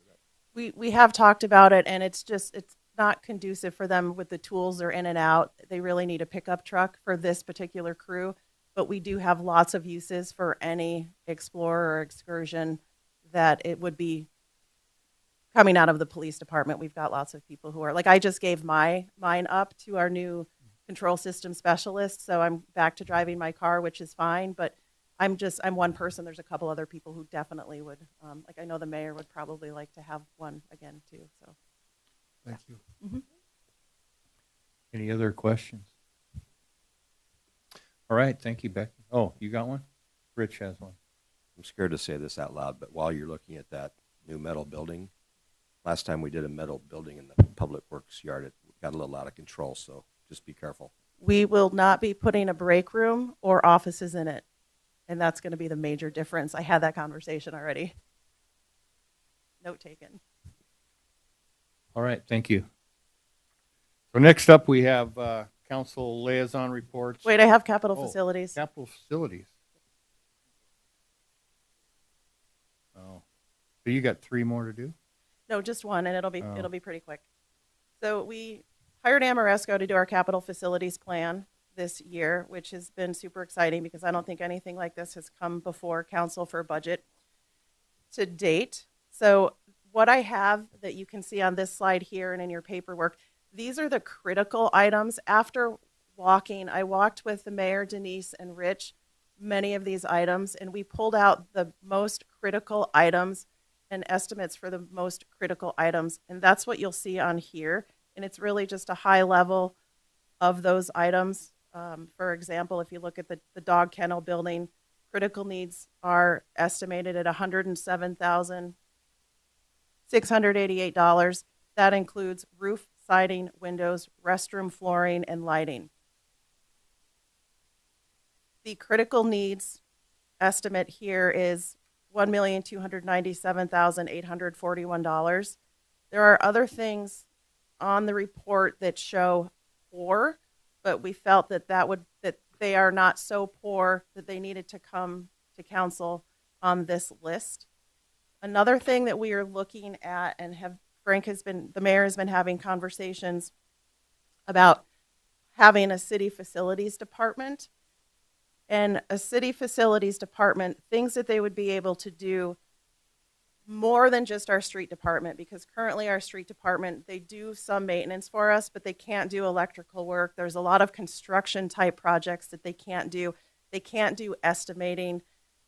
These people, they would be able to do estimating for us. So they can do more painting, siding and fascia repairs, window replacements, drywall installations, door repairs and replacement, gutter replacement and repairs, general building repairs that we would normally need to bid out.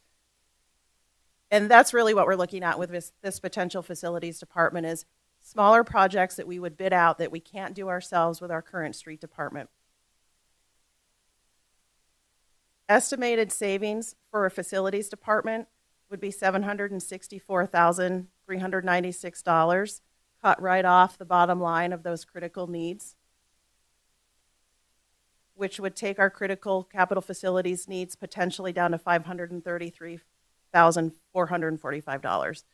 So we're definitely going to want and hope that council is open to having more conversations about a facilities department, because there would just be a huge cost savings in a lot of the work that needs to get done. All right, thanks, Becky. Yes, Lisa Scott. Sorry. So I just, for one, I know that a few of us were really a part of pushing for a capital facilities plan. So this really does help us when it comes time for budget. But one question I have, and it just popped in, because of this, but we had a request from the police chief on the dog kennel. And I noticed it's on here as well. And I'm wondering, between the two, if they were done at the same time in one bid, if that could potentially be a cost savings, because they're not separate at that point. And I haven't gone through, each line item, but I'm wondering if that would help. Yeah, it definitely will help. And as we're going through and working the capital facilities, and each department is working through the ClearGov new budgeting system that we've got, we'll be working together and making sure that we're not double dipping and asking for the same thing in two places. It's on the radar. And yes, bidding, if we had two different things at the same building, mobilization costs would be less if we do it together. Yep. Any other questions? No? Okay. So my question for the general budget discussion is, months ago, it was talked about having a class for the city council members about how to effectively use the ClearGov software. Is that still, did I miss something, or is that still being considered? As I go stumble around in ClearGov, it could be made easier if I understood it a little bit better. We did have class on the capital facilities. That's different than the ClearGov. I'm talking about just using the finance tool, and it's a lot better than what we used to have, but it still could, if I understood it better, I could use it more effectively. That's a question for the finance department. We'll talk about that more. We'll get you some training on that, Richard. Yes, Lisa. I think the finance department, during one of the finance meetings, invited us all to attend for that training.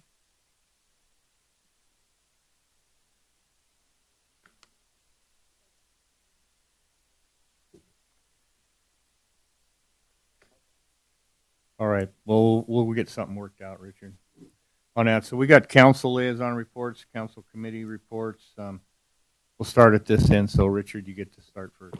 So I have nothing to report. All of my liaisons happen between the first and the second council meetings. So nothing to report. All right. Allison. I have nothing. My committees meet next week. Denise. Sorry about that. Thank you, Denise.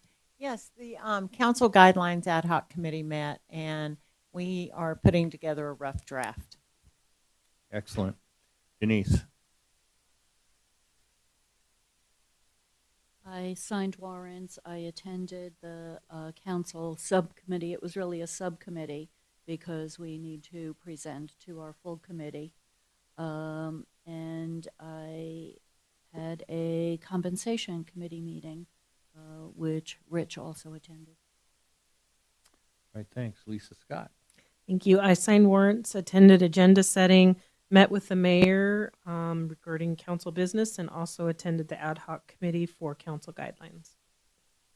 Rich. I attended the finance committee meeting, and we'll talk about some of that in a little bit. Agenda review, salary review, met with the mayor, and golf course meeting. I'll take a second to say we got August financials finally. They put a little bit of money on the books, about $4,000 positive on the books. They just had an incredibly successful golf tournament this weekend. It got high praise from everyone. The course staff and the Troon folks from out of town did a great job. People were really happy. The condition of the course is the best it's been in years. And we have a little bad news. The general manager of the pro shop decided to move on, so Ronnie Espedal is no longer our general manager, but we will continue on and be fine. Thanks, Rich. I was told they had 77 teams at that golf tournament. That's just amazing. And there's math involved. There's like 3 or 4 per team. 3 per team, yeah, exactly. All right, Tom. All right. Well, mayor's report will be short. So the city met out at the berm with FEMA, Ecology, Corps of Engineers, Mott McDonald, which is our engineer for building the new berm, and Anchor QEA. They're the company that is getting us all our permits from all the different agencies that have to be involved with doing that kind of work. And so we worked on a plan for reinforcing the temporary berm here at the south end of town. But we're also working on planning, moving forward on the permanent berm. And so that was the reason to be out there. Mott McDonald has done a bunch of surveying out there in that area. So we're getting prepped for a permanent repair, but we'll have to do a temporary repair this winter out there. So that work for the reinforcement of the temporary berm will start here in a few weeks. We received drawings on the walk-in clinic from our architect, and those are being reviewed right now by Harbor Regional Health. So we haven't talked about that much, but it's still moving forward. So that's it for my report. We got consent agenda. Make a motion to approve the consent agenda. All right, we have a second. All in favor? Aye. Thank you.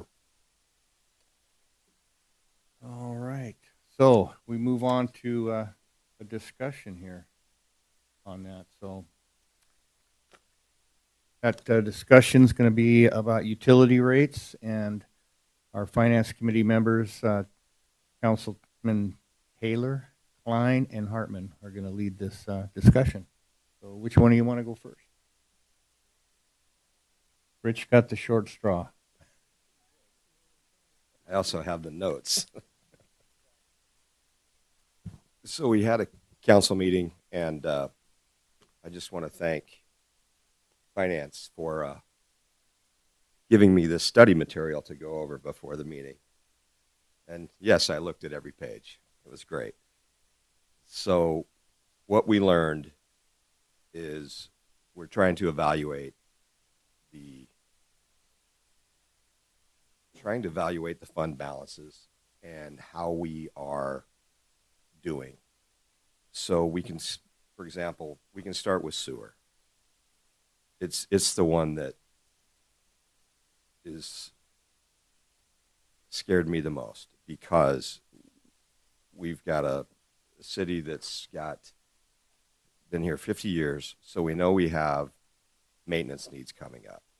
We have been keeping up with our expenses. We've got an ending balance in our fund of about 1.334 at the end of 23, and right now we're sitting at about 1.225. So you can say that we're not really going backwards too quickly. However, what we haven't taken into account for is all of our maintenance needs coming up, and Public Works just gave us $680,000 worth of requests that all would be, in my opinion, able to be paid for out of the sewer utility. So that brings our sewer utility fund down to about $545,000. Our sewer utility rates are at $21.90 a month for residential. They have been at $21.90 per month for residents since 1993. We have not addressed this particular fund since 93. We looked at it, I believe, in 12 and decided to just rubber stamp it and keep it at exactly the same. And it isn't just for the flat rate, it's also for the usage. Well, excuse me, this one's just flat rate, sorry. So we know we're potentially, if council agrees, we're going to be going backwards in the account to, if we approved everything that they asked for, we'd have about $500,000 in that account at the end of all of our acquisitions. And even if we chose not to address raising the rates, because our goal is obviously always to have the lowest possible rates for every single utility bill our citizens have, we should at least strongly consider a CPI component to this fund. And right now, the only fund we have that's got a CPI component is water. And it's got it right now has a CPI component that maxes out at a 3% a year max increase. And water ended 23 with 1.34 million, and this year at the end of August it was at 1.2. So we're going a little bit upside down in water. And again, we need to decide if we're okay there.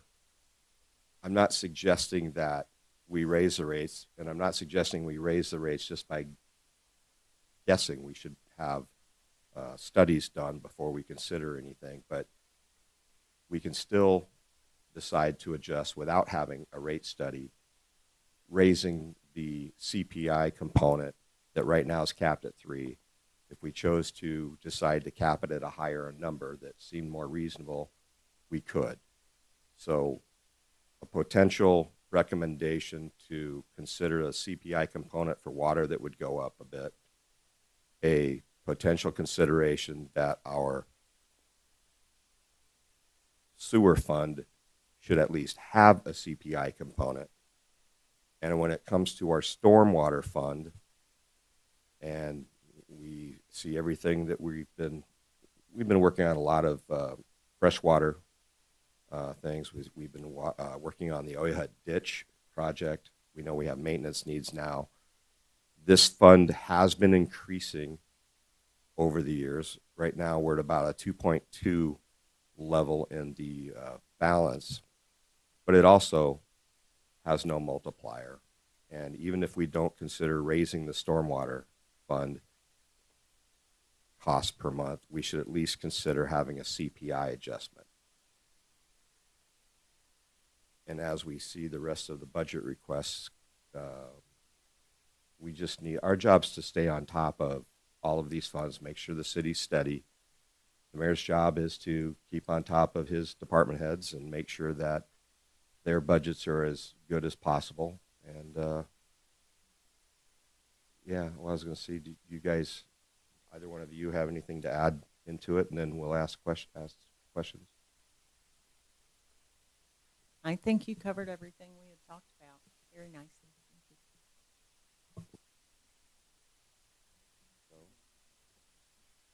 So I guess the one thing to keep in mind too with these utility rates is that what we heard tonight were things that they really need to have replaced or would like to have replaced within these funds. But if we have an emergency, if we have lines that come down, water lines or sewer, we've heard of some this year already. That's what this money is for in the utilities, is to cover those expenses that come up from aging infrastructure. So on top of capital facilities and doing what we can to buy those expenses down, I think you've hit the nail on the head. And you know, as hard as no one wants to pay more for their infrastructure, but unfortunately, we're heading in that direction. 93 is a long way to go back to without an increase. So, I mean, that's huge. I didn't really touch on the EMS fund because we've spoken of it so many times, but just adding up the requests from the chiefs today, that would take our balance down. Right now, that fund's sitting at just under 1.5 million. And with his requests, it would take that fund balance down to 703. And that's the lowest it possibly has been in the last handful of years. So we may not be ready to adjust EMS. We may not be, or I should say address EMS, but it needs to be on the top of our minds as to what we're going to do. If we chose to, the dirty word, finance some of the equipment needs, then those totals would change and we could readdress what we need to do there.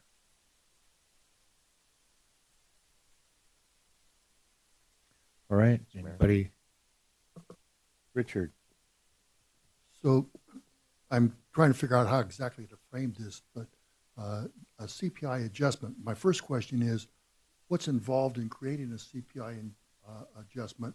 But part of that is when I zoomed in on the Finance Committee meeting, if my memory serves, it was suggested like a CPI of 6% for water, and that was a suggestion. That hasn't been thoroughly discussed. But my question is, if we do the math, if I have a $400,000 home and there's a 6% CPI, what does that actually do to my utility bill? Just in big, broad numbers, are we talking about $100? Or are we talking about $6? And I don't know enough about how to figure that out myself. Well, let's just look at let's pick on sewer. It's $21.90 a month.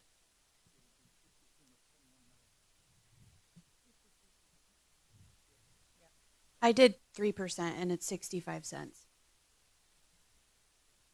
Wow. So in this case, if we had So I guess what I would like to ask the mayor and Mayor Pro Tem, what's our next step? I feel that the Finance Committee would like to put forward to council the consideration of adding a CPI component similar to what water has to the other funds, with the exception of the EMS fund, for us to make that final decision. And then as part of that component, we would need to come to a consensus of what I feel that we should have that safety ceiling. Right now it's 3 with water. I'm not going to tell you I think that's the best number. We probably have 7 or 8 opinions at this table right here about what a good number would be as a max. But I think we at least need to put a CPI in there with some kind of a max multiplier and move forward. Before we consider raising the base rates, we at least need to do that and move on with our lives, if council approves. Go ahead, Lisa. So at least for me, what I'd like to, I agree on the CPI. Before we go and dive into rates, at least on the utility side, not EMS, when's the last time we actually did a utility rate in a study? It would have been for water, and I believe it was in 2016, 15 or 16. And if I can add something, so I'm not waving my hand over here. Oh, I'm sorry. All we ever do in those rate studies is also operations. Like we don't, where we have the ability for them to bring back scenarios based on replacement of capital infrastructure. We've never done that with any of our funds. We've always only done operations. So it's like when you see the aging water pipes and you see the sewer infrastructure that's going to need to be replaced, we don't even have an idea of what that would look like in the rates 15 years down the road, where we could be kind of putting that aside specifically for that. And we have the ability to do that with that enterprise fund. So I just would say to you, we need a rate study. We haven't had them. Nothing's been changed, and that's fine, whatever the council decides. But we need to see, for the staff's sake, what those dollar amounts would look like if these replacements over time were actually needed and they were actually put into the rate itself. I'm curious, would a CPI added to the utilities cover that long term, go into the replacement? Or I know it would take a while, obviously, to get there. Sure. But Yeah. I'm curious, on the CPI, if that would help with those long-term costs. But for me, on the rate, I'd like to know what it costs to operate that utility, and it needs to be, I think it was actually Richard's analogy. I think it could have been someone else, but someone had used the analogy: if I'm going into a grocery store to buy a candy bar and it's 50 cents, and I only have a quarter, then I'm not having the candy bar. So, at some point we have to be able to pay for the services we're providing. It's imperative. Well, and I think it would be nice to have them all done at the same time and really have a starting point. It kind of goes with the options that the council is bringing forward as this is what we've established. We do these fees, we do these review processes, and we have so many different studies that have been done at so many different times. You can't really equate that we're running any of them at top tier like we should be. I do think that 3%, it would be like a monthly transfer to the capital fund, and we could start that by averaging it out some way, but yeah, it could be done. And the last thing is, it's also a reminder too that, we were fortunate, or I don't want to say fortunate because COVID was never fortunate, but those ARPA funds really helped us take care of a lot of capital needs that we had, that we'd been kicking the can down the road. And obviously that money's gone. It's not coming back. So now we have to be good stewards of the public's money and making sure that in the future our infrastructure is protected and can be, operated accordingly. Go ahead, Richard. So nobody wants to raise utility fees, but on the other hand, nobody wants their water to stop running and their toilets to stop flushing. And so if the choice is increasing the fees, my question is a 3% CPI enough? Because as Lisa has pointed out and Rich has hinted at, there's what we're asking for just barely catches us up, but does not provide funds for future maintenance. And I think that that's imperative, that when we do this, that we put enough money in the bank to take care of the needs rather than kick the can. So, well, I think we're going to have a rate study for all our utilities on that. Yes, Rich. So my goal would be to get this council to make a decision on CPI for these utilities with the exception of EMS as soon as possible. My suggestion also is that we put into our budgeting for 24-25 the rate studies for the 3 affected utilities to calm people's nerves a little bit about, are we okay with where we're at right now? We're not horrible. Again, if we had an ending fund balance in sewer of 1.3, again, not accounting for any equipment, right? But we were at 1.3 and now we're at 1.2 a year later. Not terrible. We've been in worse shape. So sewer isn't terrible, but we've got $700,000 worth of needs. So we have to keep that on the tip of our brain. Water is the same. We're at 1.3 and now we're at 1.211. Again, a little upside down, not horrible. So we're almost paying for ourselves in operations. Storm fund is the only one that is going up. We're not using it as quickly as we're accumulating it, but I know this whole town has a million things on their list to do with fresh waterways, and this is where that'll come from. So I know how long it takes government to act. I know how long it takes for us to get vendors to get us back these studies, and we can do our job now without doing anything other than just a CPI component and get that done. And then next year, a year from now, we might all be sitting here making a decision on, let's keep this utility rate where it is, let's keep sewer where it is for another 30 years, whatever it might be. But if we can get that CPI component addressed, and then yes, we need to consider what a cap is. And that's something that we're going to have to, I hate to say the word negotiate, but we need to come up with staff's help and administration's help. We need to decide what that cap is. I personally think 3% is a little conservative, but it's better than what it is now on two of the funds, which is nothing for decades.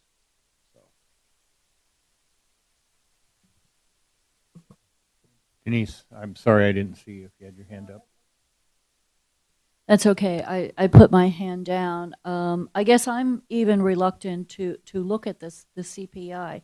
I mean, we're looking at the unexpended balance here. But I guess my question is, what percentage of the overall revenue are we looking at? I mean, what is the goal for our fund balance in each of these? I understand that it's going up and down a little bit, but when I look at, I guess I wouldn't be ready to do anything until I saw what was going to be coming out of the capital facilities and what would be coming out of each of these balances. All right. Anybody else? I would just make a comment on what Denise just said, and I don't remember the numbers. I looked them up a few years ago, but the cost of replacing asbestos cement pipe runs expensive. And I'm not talking about hundreds or thousands or even $10,000s of dollars per mile. I'm talking expensive. And so to put that money away just makes sense, because there's a lot of history that I'm not going to bore everybody with about the longevity of asbestos cement pipes. Our pipes are not nearly as in bad a shape as was supposed a few years ago during an election cycle, but still we know that we're going to have to replace some asbestos cement piping, and we need money in the bank to do that. So I agree with Rich and in this committee 100%. We need to prepare, and the rate study is great, but getting the CPI and getting that on the books sooner rather than later, I agree 100%. Right. Anybody else? So, Rich, what were you looking in terms of for you want to bring something back? You said as soon as possible. What are you thinking? My personal goal, and I'll let the rest of the finance committee chime in here, is, here we are the first week of October. We know it's not going to happen by the second week, but sometime in November, possibly the first meeting in December, I'd like for us to have in front of us a opportunity to vote on a CPI similar to the water CPI, adjusted to those three funds, well, two of the funds for sure, and then us coming up with a decision on what the max increase would be per year. Right now on one of the funds, it's 3. I'd like to have us vote on it before the end of the year.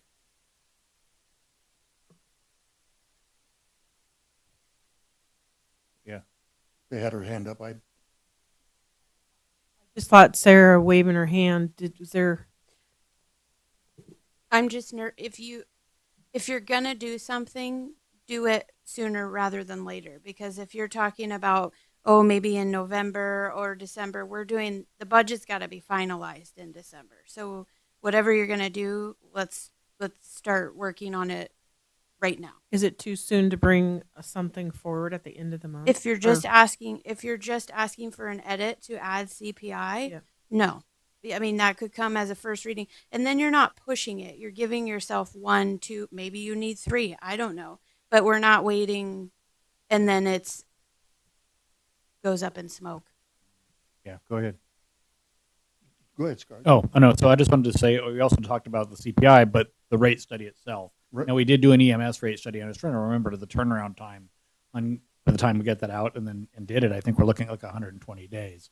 So I can't imagine that a rate study is going to come back this time. It'll be for the next year. Yeah, I just want to make sure. I just heard sometimes it flipped. I heard CPI and a rate study, and I just want to make sure the public is clear that rate study is not going to come out in the next 90 days. No, I would think that we would budget for the rate study in the next biennium budget, get it started in 25 and however long it takes, it takes. But we'll, at least we'll have fresh data before we even talk about it. No, that's perfect. That's what makes sure that everyone understands who's listening at home. That's the expectation, that they're not going to wait for us to get a rate study and then do CPI.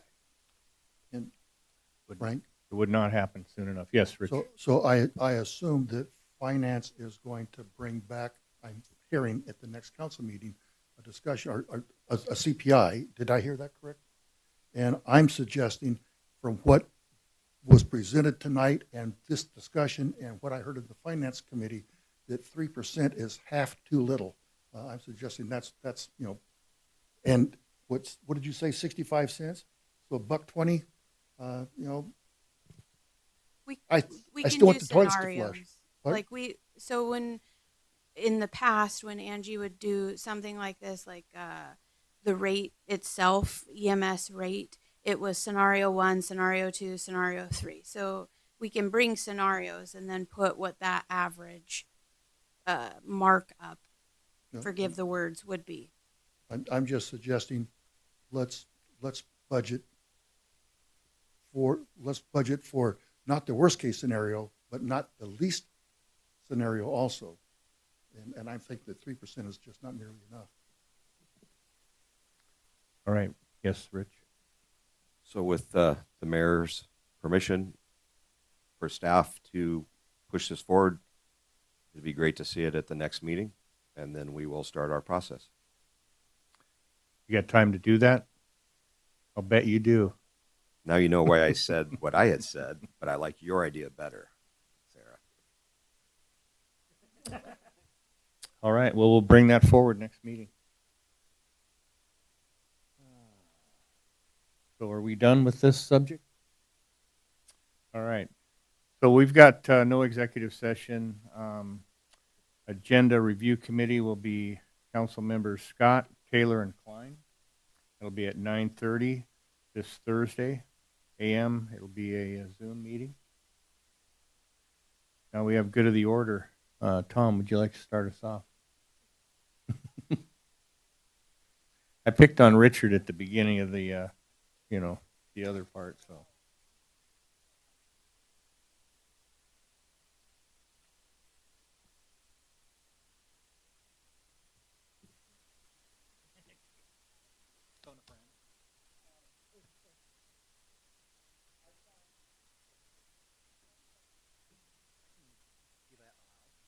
No. Always be loud.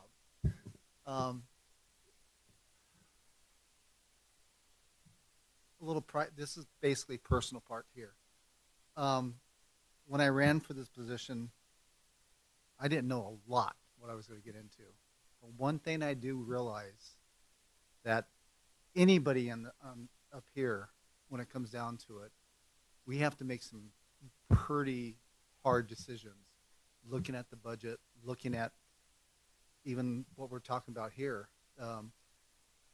There's a lot of money that cities have to spend to keep the city running, and it takes some hard decisions to do that.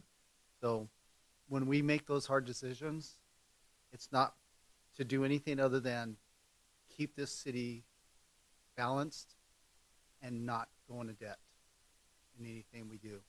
So I would say, be fair with us. Not everybody's going to like what we're going to do, but it is thought out with hard questions at it. So thanks for being here, and thank you for listening to us. All right. Thanks, Tom. Rich. Yes, we make hard decisions, and I know that it's our responsibility. I feel it personally that our job is to make the city the best city in Grays Harbor to live in. And part of being the best city in Grays Harbor to live in isn't always us saying, oh, we have the lowest sewer rate of anybody in the county. Oh, we have the lowest this or lowest that. Well, that's our job. Our job is to try to make this the most attractive city to live in. And so when we consider some of the things, I'm always thinking about, well, yeah, we're better than they are. Yes, we're better than Aberdeen or Hoquiam or Elma. But that's our goal. So I don't try to look at it that way. I try to look at what do we need for these citizens for the next 50 years, and what are the decisions that we're making that are going to take us there. And I don't take the decisions that we make lightly. So thanks. Lisa Scott.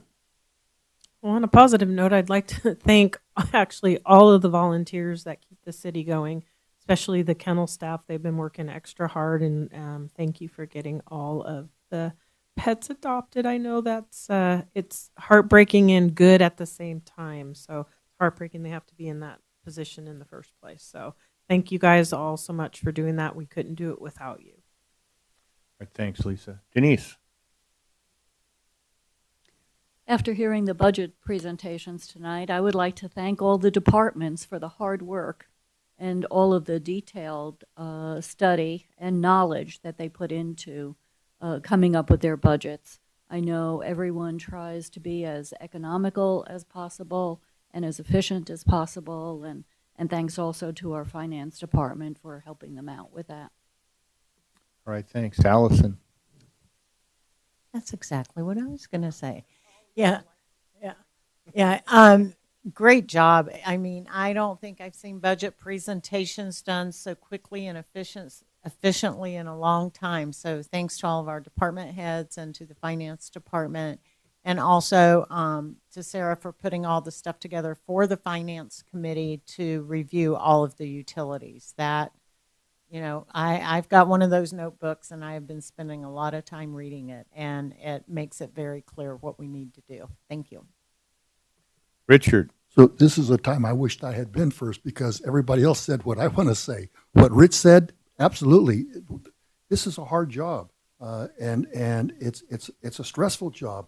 And as I said, nobody wants to raise taxes or raise fees. But on the other hand, we've got to keep the water running. We've got to keep the toilets flushing. We've got to keep emergency services running. And it all costs money, and the cost of living keeps going up. So yes, that's important.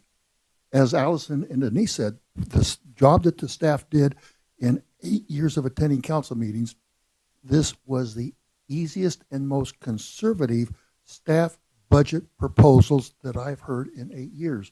They were concise and to the point, and it's clear that they were trying to present the minimum that they need to do the job that they expect to do for the city, and that we, council and citizens, expect them to do. So, and the finance department, you know, just wow. So I'm happy to be here and happy to sit at this table and contribute what I can contribute. Thank you.